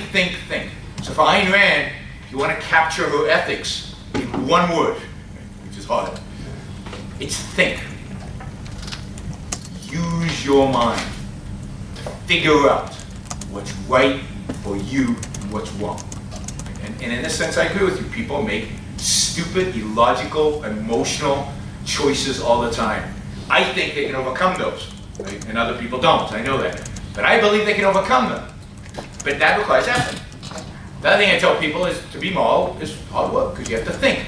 But it's not impossible. We haven't set up a standard of sacrifice that's impossible. She said morality, what's the point of morality, right? When all you're doing is, when you can't attain it. Well, I'm saying, taking responsibility for your own life, achieving happiness, flourishing, success, being the best that you can be, you can do that. Everybody can do that. And then the question is, what do you need to do in order to do that? And how do you do it? One, think. What else? What else do you think, on principle, all human beings should be engaged in if they want to be happy and successful? Competition? Love. Love is an outcome. We can talk about love because love's important. So let me get to love in a minute. Yeah. Work and interaction with others. Yeah, excellent. So work, and I would put it as be productive, right? You have to, productiveness as a virtue. You have to engage in the world in the activity of changing the environment to fit your life in some way or another. We need to be able to apply these thoughts that we have in the real world. And we need to get a sense that we can take care of ourselves. Right? That we're not dependent on other people. This is why it's so important, to let your kids go at some point. They need to leave the house. They need to go get a job. Because they need to get a sense of their own worth. And where do you get a sense of your own worth? Experience. Experience doing what? Studying, working. Yeah, primarily working. Primarily in your chosen productive career. That's where we spend most of our life. I mean, I know everybody else says, what's the most important thing in life? Family. But how many actually spend most of their life with family? Almost nobody. We spend most of our life pursuing a career. Because the fact is that that's where we get our sense of ourself. That's where we get a sense of self-esteem. That's where we generate happiness. How do you get self-esteem? A sense of self-worth, that I belong here. I'm deserving of this life. Where do you get that from? You see the results of your labor. What's that? You see the fruit of your labor. Yeah, it doesn't come from ribbons. It doesn't come from other people. But it does come from positive feedback. I mean, if you're Positive feedback can help, but whose positive feedback is the most important? Your own. Your own. Your own. If you deny, and you know people like this who are saying, I didn't do that. I didn't achieve it. And they're never happy. They're never going to be happy. You have to be able to say, yeah, I did that. Or to paraphrase Obama, I did build that. I don't know how much you follow American politics. He has a famous speech called You Didn't Build It. I did build that. I did make that. I did create that. It was my effort that made this product a success. I worked hard on this. That makes you feel good. It gives you self-esteem. It boosts you. I got an A. with regard to everybody getting an A. One of the most destructive things about that is to the people who have C's. Because they didn't deserve it. So they never get the sense of self-esteem. But if you work from a C to an A, that's when you get the self-esteem. But then what if you can't work from a C to an A? And Then you accept yourself as a C and you do the best that you can do. So the point is that your measure in life is not relative to other people. This is again Aristotle. Aristotle is not about how do you measure up against everybody else. Aristotle is about how do you measure up against your own potential. You don't know your own potential. Yeah, Albert Einstein failed math, but of course he was Albert Einstein. But I don't measure my sense of ability in math versus Albert Einstein. If I did, I would always feel small, right? But I think that's just as unachievable a value as Plato's sacrifice. I mean, I'm never going to be able to only look at myself and never look at other people and only feel good about what I do, just as much as I'm never going to be able to give to others as much. So she mentioned another part. One was work, and what was the other one? Interaction. Interaction with other people. So other people are important. The question is not whether you interact with other people. You got to interact with other people. Other people are enormous value. You mentioned love, right? You love other people. I mean, but why do you love them? For them or for you? They make you feel How many people think that love is selfless? Selfless? Selfless. Of course not. Does not involve self. And lots a bit of self. A bit of self. So when you're going to get married, on the day of the wedding, you're going to go up to your bride and say, I am doing this for selfless reasons. I get nothing out of this. It's actually a massive sacrifice. No. No. You're going to Arranged say the marriages, opposite. yes. You're going to say, you make me feel great. I love being with you. You're the only person who makes me feel this way. But it's about the way it makes me feel. Love is the opposite of selflessness. Love is about caring about you. Yeah. What about loving others unconditionally? What about that whole concept? I don't think it exists. I think it's a negation of the term love. Love, by definition, is conditional. Because what does love mean? That they love you It back. benefits you. No, I know a lot of people. You can love who don't love you. I love Aristotle. He doesn't love me back. Love is not a reciprocal thing. It doesn't have to be reciprocal. It could be one-sided. Love is about values. Love is about things that you care deeply about. And you care deeply about because they matter to your life. They add to your life. So when you love another person, at least in my view, a healthy relationship that lasts, it's a loving relationship. You love that person because of what they add to your life, because they make your life more meaningful. You could see a great person out there who is better than your wife in everything. My wife, let's say, right? Sure. More attractive, more intelligent, funnier, and everything. But they don't do anything for me, right? There's no click, right? There's just, she's smarter or whatever, right? In all these categories. I'm not gonna love her just because she's better, right? So it's not something like that. It's something much deeper than that. But can there be a difference between like loving a spouse and then also loving humankind, loving your fellow human being? Why do you love, I love mankind in a sense. I love mankind. It's not as strong of a love as to my wife. It's less of a love, but I love mankind. Why do I love mankind? Why do you think I love mankind? Let me just mention right off the bat that I'm the most selfish person you'll ever meet. So why would I love mankind? Because it makes you feel good about yourself. To belong to such a race that is so accomplished and does so many things, so rational. You don't want to feel It's part of it because it's kind of cool to see so many talented, able human beings achieving so much. Yeah, I mean, I love the human race because I know what the potential it has. I know what it's capable of, and when it does that, what does it do for my life? Is my life going to be worse or better if the human race achieves its potential? Much better. I love the human race because I love life. I mean, how many of you have a cat or a dog? Right? And why do you love them? Why do I love my dog? Yeah, because they're alive. And they reflect certain values about life. She listens. She listens. You know, to the me. way they respond to you, right? They reflect it, but it's about what they do to you. Right? So I love life. I love, I love plants to some extent, right? We water plants, take care of them, and so on. We love our pets, and we love human beings, and then we love the people really close to us. All kind of levels of love, but they're all about whom? I mean, not for everybody, but for me. I'm just talking about me. Right? For me, it's about me. At the end of the day, it's about me. Yep. It's about investing your energy, particularly your investing your energy. All of life is in a sense, because you only live once, I believe, right? You only live once, and let me just warn you, it passes very quickly. I'm getting old. It passes very quickly. So you've got to figure out how to invest your energy most productively to be happy, to be successful at living. Can I actually ask you the name just as the class? I don't know if we're It's a still selfless on act. already. Which you're No, we're going till 4:30.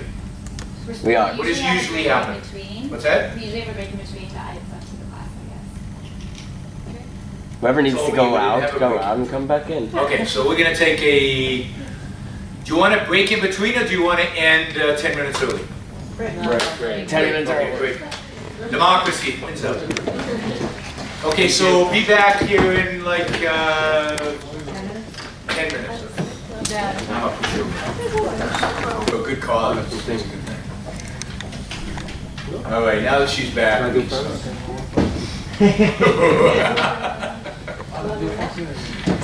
All right, so let's recap.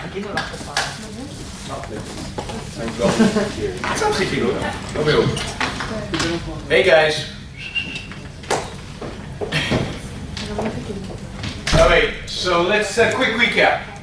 We started out with a new bill in the Knesset to tax apartments, and from then we discussed everything the government does and everything the government does in Israel that we all assume are the responsibilities of government, not just in Israel, but if you will, in the Western world. And we talked about, and hopefully you saw, that all of that really comes from some fundamental ideological ideas. And we can't simply label them as socialism or something like that. But the whole idea of the state responsibility comes from deep philosophical, ethical, epistemological ideas that primarily from Plato, but through Hobbes and Kant and all these other thinkers have evolved into the kind of democracy we have today. And I started introducing some alternative ideas, started with Aristotle. The idea of you're responsible for your own life, your purpose of your life, the moral purpose, the ethical purpose of your own life is your own flourishing, your own happiness, your own success. To live a full and complete life. And we talked a little bit about work, right? Being productive, having a career, taking work seriously, achieving stuff at your work is what gives you self-esteem. And self-esteem is a necessary condition for happiness. So let's talk a little bit about happiness, because that's a squishy, very wishy concept. And I'm not sure it'll be a lot less wishy after we talk about it, but still. What's happiness? Yeah. Loving unconditionally. Loving unconditionally, whatever it is. Yeah. You think you can be happy in a concentration camp? No. No. So what's happiness? No, as in, you know, like, especially like spreading the love. Actually, like being happy for helping out mankind. Yeah, you see, you can't avoid the altruism, right? It has to be connected with helping other people and other people. So, but is that true? Is that what happiness is? Maybe feeling that you are doing the things right, like for yourself, like you are doing a good job with your person, with your individual. Okay. Satisfaction? Yeah, satisfaction is part of it, I think. Yeah, I mean, I think love is love. Happiness is a sense you have about the world. It's an emotional state in which you're in that is content, that is satisfied, that is It's also like, it's not like, okay, I'm happy and now I'm happy forever. It's like a momentary. Yeah, so that's what I don't think it is. I think that's joy, right? We can be happy, but that's not happiness. Indeed, Aristotle said that it's something that accumulates. It's something that you only know that you're really happy the moment before you die, right? Because it's a cumulative thing about your life. It's about the satisfaction, but not a momentary satisfaction, but a sense of, I've lived a worthwhile life. I've lived a good life, right? I've achieved what my values. Yeah. If you refer to happiness as actually content of your life and your experiences is one thing, but I think happiness is unrelated to how you feel about your life. It's a mood. So I don't think that's what happiness, the term happiness actually means. I think they are moods, right? Like, I think and there are other words that capture that. I think that you can think and feel that you're doing things right and to be content with your life, but it doesn't mean that you're happy. So what would you call that? I think happiness is an emotional thing, and content is more of a logical thing. So I would say instead of happiness being an emotion, happiness is an emotional state. It's a state of satisfaction and contentment and feeling good with your life. I'm thinking about people who achieved a lot and had are not a nice family and everything, and they're unhappy. Yeah, but why would you say they're unhappy? That's good. Why do you think they're unhappy based on the discussion we had before? Sometimes it's chemistry. Sometimes it's chemistry, but you see, I think that's a very small percentage of the people who are really affected that way in chemistry. But what could it be in terms of what we discussed earlier? Regret, like feeling you haven't accomplished all that you could have, or all that you wanted. Everybody feels That's part of it, and everybody feels a little bit of that, maybe. Well, I think it's very subjective. Like it's quite impossible to find a definition for happiness. Like for each one, happiness is what it makes them. yeah, I think there's an element of subjectivism in it, but I also think there's an element that's very objective in terms of what makes you happy. I think thinking and work, being productive, make you happy. But what I was trying to get at is think about what we discussed before about altruism. If you believe that the standard of goodness is altruism, if you believe that the standard of moral worth is how much you sacrifice in life, but you haven't sacrificed, you've lived a good life, you've worked hard, you've got a nice family, you've made something for it, are you going to be happy? No. No. Because you're going to be torn, guilt, right? We talked about this guilt. You're going to have all this good stuff, which is still good, which kind of elevates you, but then you've got this morality that's tugging you in the opposite direction, and you're going to be conflicted. And you see this with a lot of successful people. I know lots of successful people who are not happy. They're miserable. It's not only because they don't sacrifice enough. No. See, in my view, it's because they think that sacrifice is good. Yeah, okay, but I'm saying that sometimes these people sacrifice and succeed and do everything, but they just... My dad argues that happiness is a choice. They choose not to see... See, I don't believe happiness is a choice. I think that's a way of fooling yourself. I'm going to choose to be happy. There's a certain element of positive psychology in happiness, which is right. But I think it's a moral choice. I think if you believe that the purpose of life, morally, is to live for other people, it's almost impossible to be happy. I think you have to make a conscious decision that you want to be happy, that you're going to strive to be happy, that happiness is a value, that in that sense it's a choice, right? You have to choose happiness as in a sense, why you're doing what you're doing. Does it mean that you achieve It doesn't mean you'll by pursuing your career or having more children? It doesn't mean Well, that. I don't know about having more children. That probably decreases your happiness. But I think the optimal number of children is. Anyway, it depends what age the kids are, and when you ask how many.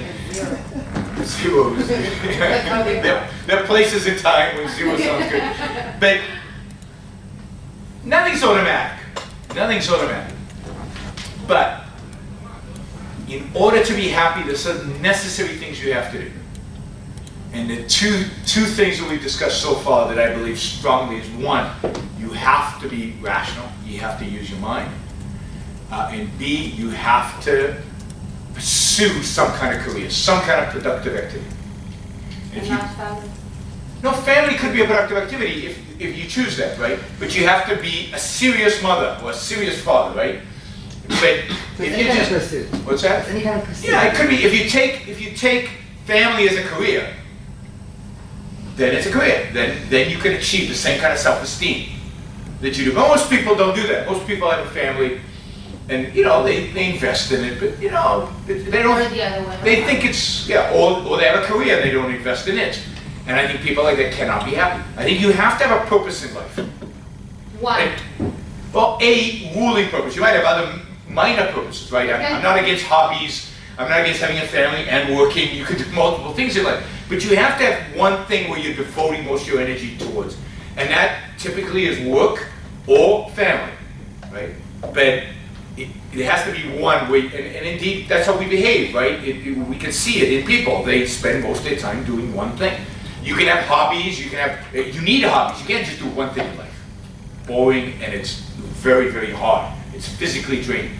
So you have to, I'm a lover of the arts, you know, I love all these things because you have to have other stuff but they are not the focal point, and they're not where you derive most of that self-esteem that I think is necessary for happiness. I think what I'm basically getting at is that you have to have a pursuit in which you will feel accomplished. Yes. Because if you don't invest enough in either Yes. one, regardless if it's a family or a career, you're just not going to feel good enough, so you don't have your own feeling of Yeah, self-worth. and that pursuit, by the way, has nothing to do with money necessarily. It's about having something you love that you're pursuing. I don't know if you've ever seen Steve Jobs' commencement address at Stanford, where he talks about the importance of doing something you love and not just getting a job. And that's what it's about. It's about getting up every morning and loving what you do. Those are happy people. Okay, I'm not trying to disagree with you again. Disagreeing with me is fine. No, I think. And can you I were say right there at the time. I think that is true. I think that can give people like a purpose of life. But I think that when people have a purpose of life, that they get over things really fast, and that won't make them happy. I think in my opinion, like having a career, having self-esteem, things like that, yeah, it can make you happy temporarily. But I think people get over it really fast, and that is in essence what makes people happy. Well, but the career doesn't end, right? Yeah, you're right. What do you get from a career? You're a manager. Great. Now what? I'm just saying that there's No, but the goal is not to be a manager. The goal is to be successful in life, being productive. But what did you get from that? You got from that the self-esteem that was required to be happy. What do you expect to get from it? I mean, you get dollars, which is not bad, and you get a certain quality of life. But what is there more than that sense of satisfaction? And it might be enough though, if you decide that your goal of happiness, I assign my happiness to having a lot of money, and I gain a lot of money, then I'm happy. I mean, some people can, I think, consciously make that. I think so. I think money is a measure of their success. People can use money as a measure of success, but it's only in that sense. It's what they do. Yeah. They have to love what they do when they're making the money to make it meaningful. If they hate what they do and they're just making money, it doesn't last long. Then it's momentarily and it's fleeting. But you have to love the process and you have to be engaged with it. And this is why people, when they retire, you know, the statistics show that if you really retire, that is, don't shift purposes, but really just lays around and do nothing, you die very quickly. People need purpose. They need to be engaged. You need to be part of the world. That's also something that Marx said, didn't he? You have to be productive. You have to have a job. People need to be industrious. But Marx said it. The primary purpose of that is for society and for your fellow man, and I'm saying it's for you. You need to be productive. You need to have a job. You need to take it seriously. You need to work it. You need to engage in it. Again, whatever the purpose happens to be, even if it's family, but you have to be serious about it because it's good for you. We'll go on. I want to get back to politics. Yeah. I think that what Yaron was trying to say, and I agree that it's not only a purpose, because a purpose is something that you might achieve, but it's constant development, maybe mentally, maybe. Agree completely. Yes. So it's constant. There's no point in Aristotle would say. There's no point in which you say, I'm done. Right? I'm happy now. Everything's cruise. It's a constant development, constant effort, constant new challenges. So I conquered this mountain. That's not going to make you happy, right? It's the next mountain. It's the next challenge. It's the next effort. And it could be multiple careers. It doesn't have to be one career, right? It could be you've spent 5-6 years in one career and you go into another career. The point is you have to have a purpose in your life, and you have to be challenged, and you have to work hard at whatever level you are. Maybe you're a janitor, but you take being a janitor seriously. And you try to make the most of your job, versus the typical janitor, which just does his job and goes, you know. Happiness is tied to the amount of effort and challenge you place in what you're doing, whatever that happens. I just disagree that it has to be one track at a time. Again, I believe you can have two of these. maybe. I mean, maybe. I'm not psychologically. I think it's very difficult because the kind of effort and the kind of focus one needs is hard. But anyway, I don't believe that people should be single-minded in the sense of only doing one thing. I'm just saying there's one primary and lots of others.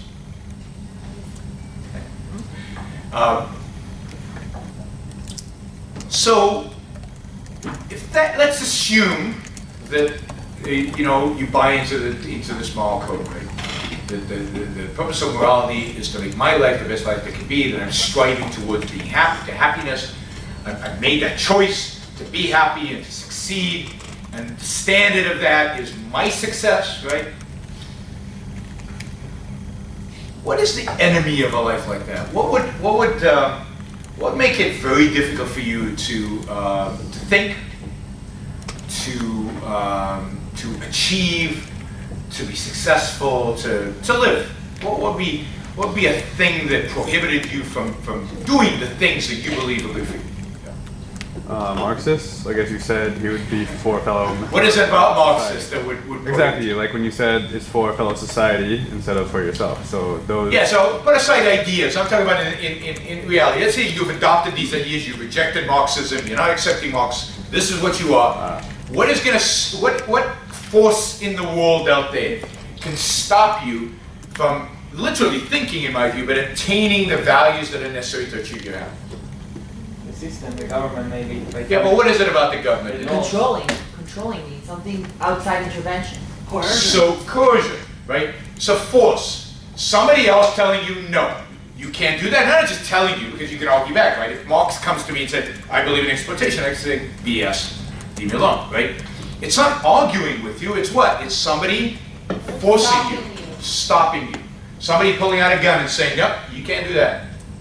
Somebody puts a gun to the back of your head and says, from now on, 2 + 2 = 5, and every time you behave as if it's 4, I shoot you, right? It only takes once, of course. You then, or I shoot you somewhere, right? It's paralyzed, right? What would you do? You can't build a bridge, you can't program a computer, you can barely count, right? I mean, it's completely paralyzing. When somebody sticks a gun at the back of your neck and says, this is how you have to think. Not an argument, but a gun. So the enemy of life, the enemy of the individual's life, the enemy of the individual's pursuit of happiness, the enemy of the individual's pursuit of his own values is coercion, is force. And in a sense, Hobbes says, right, we need government because everybody's going to force everybody else. But I don't think people are like that. But because I'm focused on my happiness, and my happiness does not, if you introspect a little bit, involve pillaging and raping and stealing. But there are always bad people. So force is an enemy. So we need to recognize the fact that coercion, force, is an enemy of human life. And we need to find a way in order that when we get into a group, because we live in groups, human interaction is crucial, right? How do we eliminate force? How do we get to the point where the way in which we interact with one another is not through coercion, but through cooperation? Yeah, cooperation. Another word for that, if we go back to earlier, trade. Win-win relationships. Because ultimately, I believe in life, the way in which we should interact with, with family, with friends, with loved ones, with employees, with customers is win-win. And people who engage with win-win relationships thrive. People who don't screw themselves and screw others. So how do we create a society in which we just have win-win relationships, or at least make those possible, and eliminate lose-win relationships, which are guns, which are really lose-lose relationships, where people are forcing us to do stuff? So what do? What do we institute? You give up the monopoly over the use of force to some higher authority. Yes, so that's when we create government. And government is giving up the use of force, saying in our society, nobody can use coercion, nobody can use force. In a sense, we're giving up our guns. What's that? Except for the government. Except for the government, but the government cannot use it for coercion. I mean, under the skin, right? The government can only use it to do what? To protect. To protect me from people who, the bad guys who are going to use coercion, because we live in a world in which they exist. So the monopoly over the use of force is a monopoly over the use of retaliatory force. That is, in retaliation, in defense, in protection. and that the government has no right to use it in coercion. And that is fundamentally what the concept of individual rights means. Individual rights, as Locke understood them and as the founding fathers of America understood them, are a concept that recognizes the fact that your life belongs to whom? Yourself. To yourself. It doesn't belong to the group. It doesn't belong to the state. It doesn't belong to the tribe. It doesn't belong to the Pope or the rabbi or God. It belongs to you. Your life belongs to you. And therefore you have a right to live as you see fit in pursuit of the values that you think will make yourself happy, successful, prosperous. So it's in a sense a bridging concept between morality, which says the purpose of life is to live for your own flourishing, your own success, and politics, which says that in a group, nobody should be able to force me to do something I don't want. Yep. Where do you put norms in this equation? Give me an example of a norm. That in our society, it's not something that has to do with coercion per se, but like people don't walk around naked, for example. I'm not feeling obliged to wear clothes, but I think it's a norm. I think people does it. I think societies develop norms, and I think that's healthy, and it's good. It's not necessarily my ideology. But notice that governments don't do that. Well, norms can derive from ideology.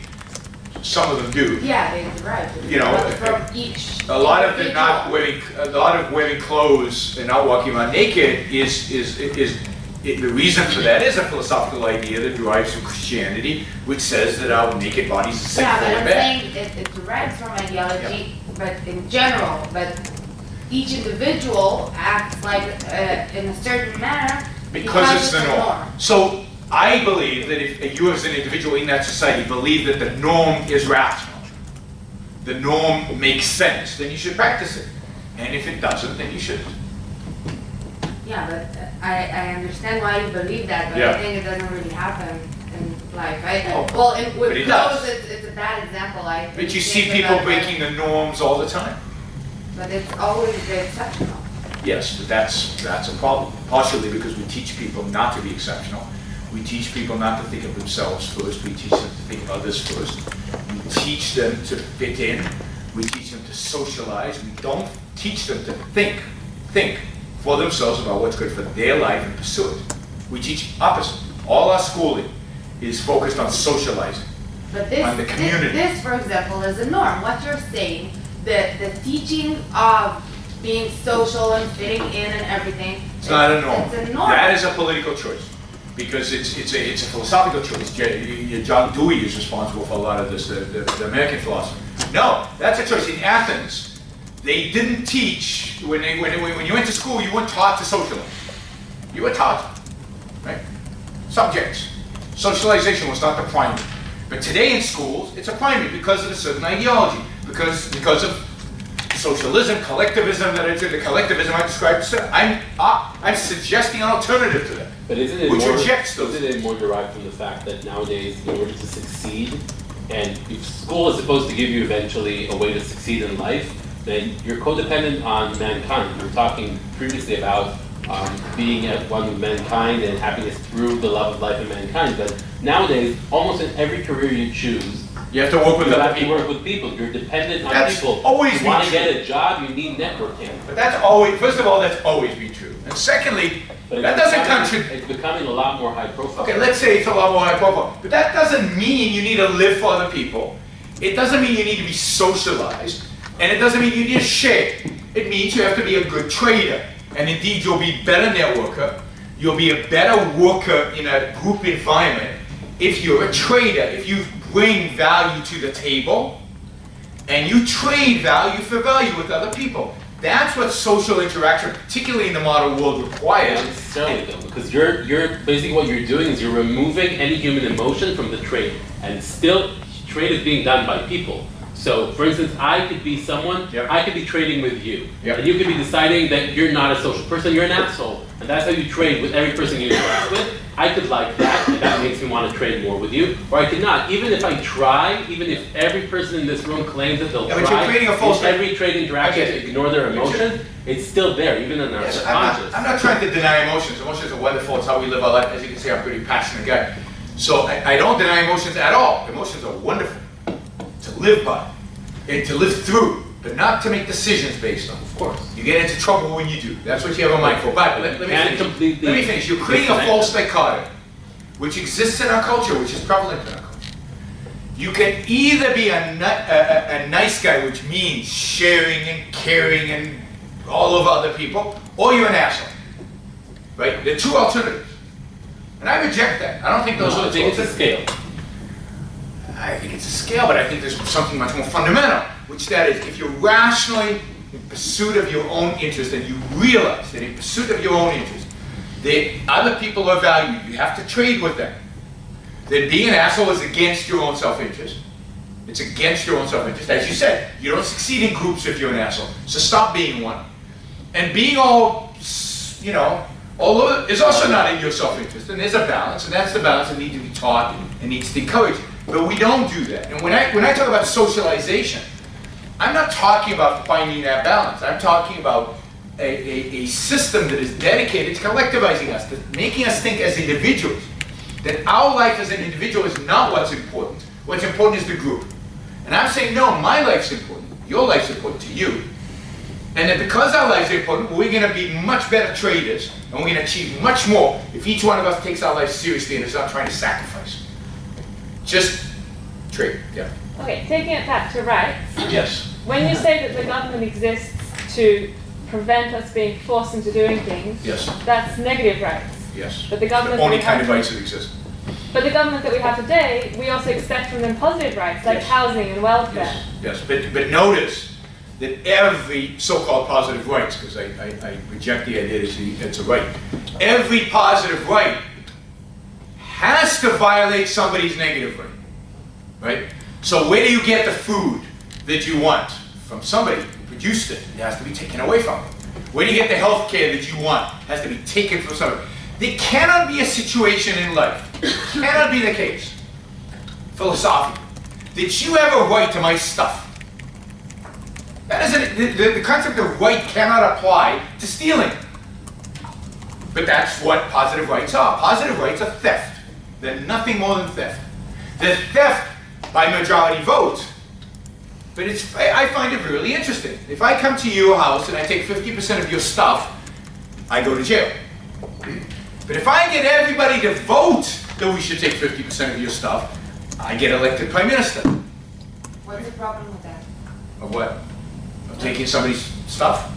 Yeah. It's violating their rights. It's not theirs. If- It's not if- yours, if- it's theirs. If more than 50% of the society, It's a violation But why of should individual they get rights. to It's decide? a violation. Your stuff, your individual stuff, would you still say that it's okay that I'm not 50% saying it's No, okay, so I'm no, just saying I'm that. saying that so let's finish the thought, right? So I'm saying my life belongs to me, not to you, not to the majority. And my life is not just my biological existence. It's my effort, it's my time, it's the stuff that I possess, which is mine. It's a part of my life. So how do I get stuff, right? How do you get stuff? How do you get money? You buy them. Yeah, but you buy them because you have money, and you get money by working, by devoting time, right? It's your life, it's your effort, it's yours. So, again, based on this theory, right? What's yours belongs to you, nobody else. Not a majority, not a minority, not a king, nobody has a right to your stuff. Your stuff is yours, just like your life is yours. What if somebody says, we vote, and indeed this was democracy. Let's take Socrates, Plato's teacher, right? Socrates was going around Athens, corrupting the youth, right? Arguing with them about religion. Bad, can't do that. So the people of Athens got together and said, we don't like this, and the only way to silence Socrates is to do what? Kill him. Kill him, so they voted. And they said, let's take his life. And 51% voted to take his life, and if that's okay. It's not theirs. I'm just saying It's not that their when you take it out of context and you make it objective, like I think Roll said that with the curtain.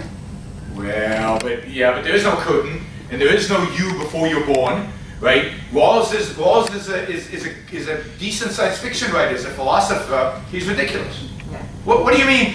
We all get together before we're born, when we have no identity, we have no reality, and we make a decision? I mean, that's bizarre. There's nothing there. That's not, I'm talking about real people. I'm talking about my effort, my time, my life, and you want to take it away from me. So You want to kill me. I work hard for my money. I spend half my time, a big chunk of my life working, and then 50% of that is just taken from me. So, for example, everyone who's pro-death sentence is irrational.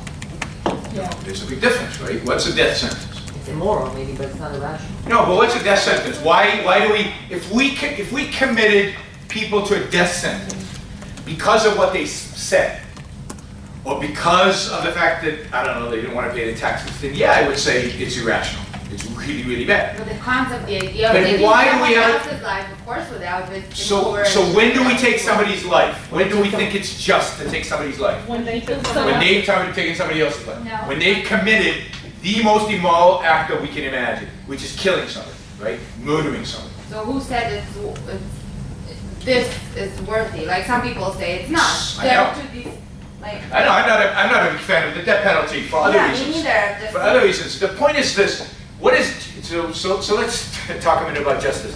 What is justice mean? The concept of justice. And try to get walls out of your head, because he doesn't know. Fairness. Fairness means what? Do you just replace one word with another? Just No. take rules out of your hand. What does justice mean? I mean, really, what does justice mean? That people are treated like the same. That if one person acts in a certain Same, way. so if somebody's a murderer and somebody's No. If two people murder someone, like not the same person, they each murder someone. They treat and it the then- same. Exactly. That's equality before the law. But what does justice mean? That they get the treatment that they gave. They get the treatment that they deserve. So if you kill somebody, you deserve to die. Whether we have a death penalty or not, you deserve to die. And I'm against the death penalty, but I think you deserve to die. If you steal from somebody, if you're a criminal, if you've used force, force is the enemy of life. So I if you tried to steal explain. from somebody, you deserve to be stolen. You from? deserve to be Yeah, you're punished. You but deserve to not be punished. The necessarily. question is, what is the Yeah, I punishment? agree, but- Now, but we can argue all day about what, like 3 years or 5 years. That's not the point. The point is that if you violate somebody's rights, if you use force against another human being, you deserve to be punished. What the punishment is, and that's a different class, right? And we don't need to get into. The point is, it needs to be proportional in some way to the crime that you committed. So if you murder, it's a bigger punishment than if you steal. But going back to that other point, stealing is stealing. Democracies steal just as much as individuals steal. That is, you don't make stealing legit by voting on it. Stealing isn't any more than murder is okay. If we voted, what Athens did to Socrates was murder. It was unjust. It was criminal, right? The fact that they voted on it doesn't make it okay. It should make us question democracy. Unlimited democracy, right? But it shouldn't. I mean, that's murder. And we all know, we all get, ooh, Socrates, we don't want to kill Socrates, that's not nice. Yeah, but at the time it was probably thought to be proportionate as a punishment. Well, it wasn't, because there was a lot of opposition, obviously, to it. But no, but we're thinking objectively now, right? From our time right now? No, not from our time. From the perspective of you own your own life. Therefore, you get to say what you want to say. This relates to free speech and these all. If you own your own life, then nobody has a right to end it unless, you clearly inflicted force on it. The standard is force. If you don't inflict force on somebody else, nobody has a right to inflict force on you. But then, what if, like what he said? I mean, if people decide that that's something that is. Then they will do it. No, I mean he deserves punishment. I only have like 3 minutes, so let me do it. They will do it, and I will say it's unjust and wrong. Just like I would say that today, taxing people on their second apartment is unjust and wrong. It's not your money, right? And you can ask me afterwards why I think prices are high in apartments in Tel Aviv, and it has nothing to do with that. But the point is that coercion, that force is the enemy, right? Is what's bad. And we can't, that's not arbitrary. Some people use force and some people don't. You don't get to punish people who don't use force. Taxation is punishing. It's theft. It's taking money away from people. They haven't done anything. Quite the contrary, they produced, they created, they built stuff. They've actually created jobs, created economic activity. It's pretty cool what they've done, if you actually sit back and think of it, of how much they produced win-win relationships. They've traded, they made us all better off, and then we penalize them by taking 50% of their stuff. So, to end this, right, to lead up to it, what this political system basically requires is a government like was created at the founding of America, very similar to the one created at the founding of America. A government that's very small, that does very, very, very few things. It does basically 3 things. It has a police to catch the crooks and to prevent people from punching you, and to penalize them when they do, to inflict justice on them when they do. It has a military to protect you from terrorists and from foreign invaders. And it has a judicial system, because there are issues where we disagree and somebody needs to arbitrate the dispute so we don't get to punching each other and shooting each other because we can't agree. And other than that, it leaves people alone. It leaves people free. How do you fund the police and the judiciary and the military? So I got 2 answers there. One is, that's so far away, we'll figure it out when we get there. But that's a little bit of a cop-out, so let me say this. In my view, it's easy, because it's such a small government. It's about 80% smaller in the United States than where it is today. In Israel, it's probably also 80% because the military is so big here, you'd have to keep that. You'd fund it through voluntary contributions. What's voluntary? I mean, you just said that there's no such thing as giving voluntarily. I mean, no, I mean, if I say, okay, I feel that every time you buy an iPhone, No. you're giving voluntarily. But that's exactly what the government does now. It's scaring you into giving it more money. So are you really giving it voluntarily? No. I feel no, unsafe let's for be my life. clear a minute. If you don't pay your taxes, you go to jail. No, not now. I'm saying. No, but in this government, what it would be is, you would write a check, and again, I don't want to get bogged down in this because this is really, it's like way out there. You know, this is not the biggest problem we face in the world, is how we're going to raise the money. It's not a lot of money, and I think people would be happy to write the check because they get police, and they get security, and they get a military, and they get a judicial system which they use. You can also have fees on certain services the government provides, but basically it's self-funded that way. You don't use, what you don't do, and this is the principle, and we can, we really are out of time. The principle is you can't use force to take it. And you have to be consistent. The initiation of force, coercion, is wrong, is bad. Even if it's in the name of the government, even if it's in the name of society, in the name of all these collective things that are not, they don't justify it. Right? They just don't justify it. What's sacred, if we can use a religious term, what's sacred is the individual's life. And what the individual's life requires is freedom. So what applying today, right, what you would want to see is a shrinkage of government. You want to get coercion out of the economy as much as possible. So we're not going to go to zero taxation tomorrow. But the lower the better. The less redistribution, the less regulations, the less controls. You want to leave individuals free to pursue their own life. That's this.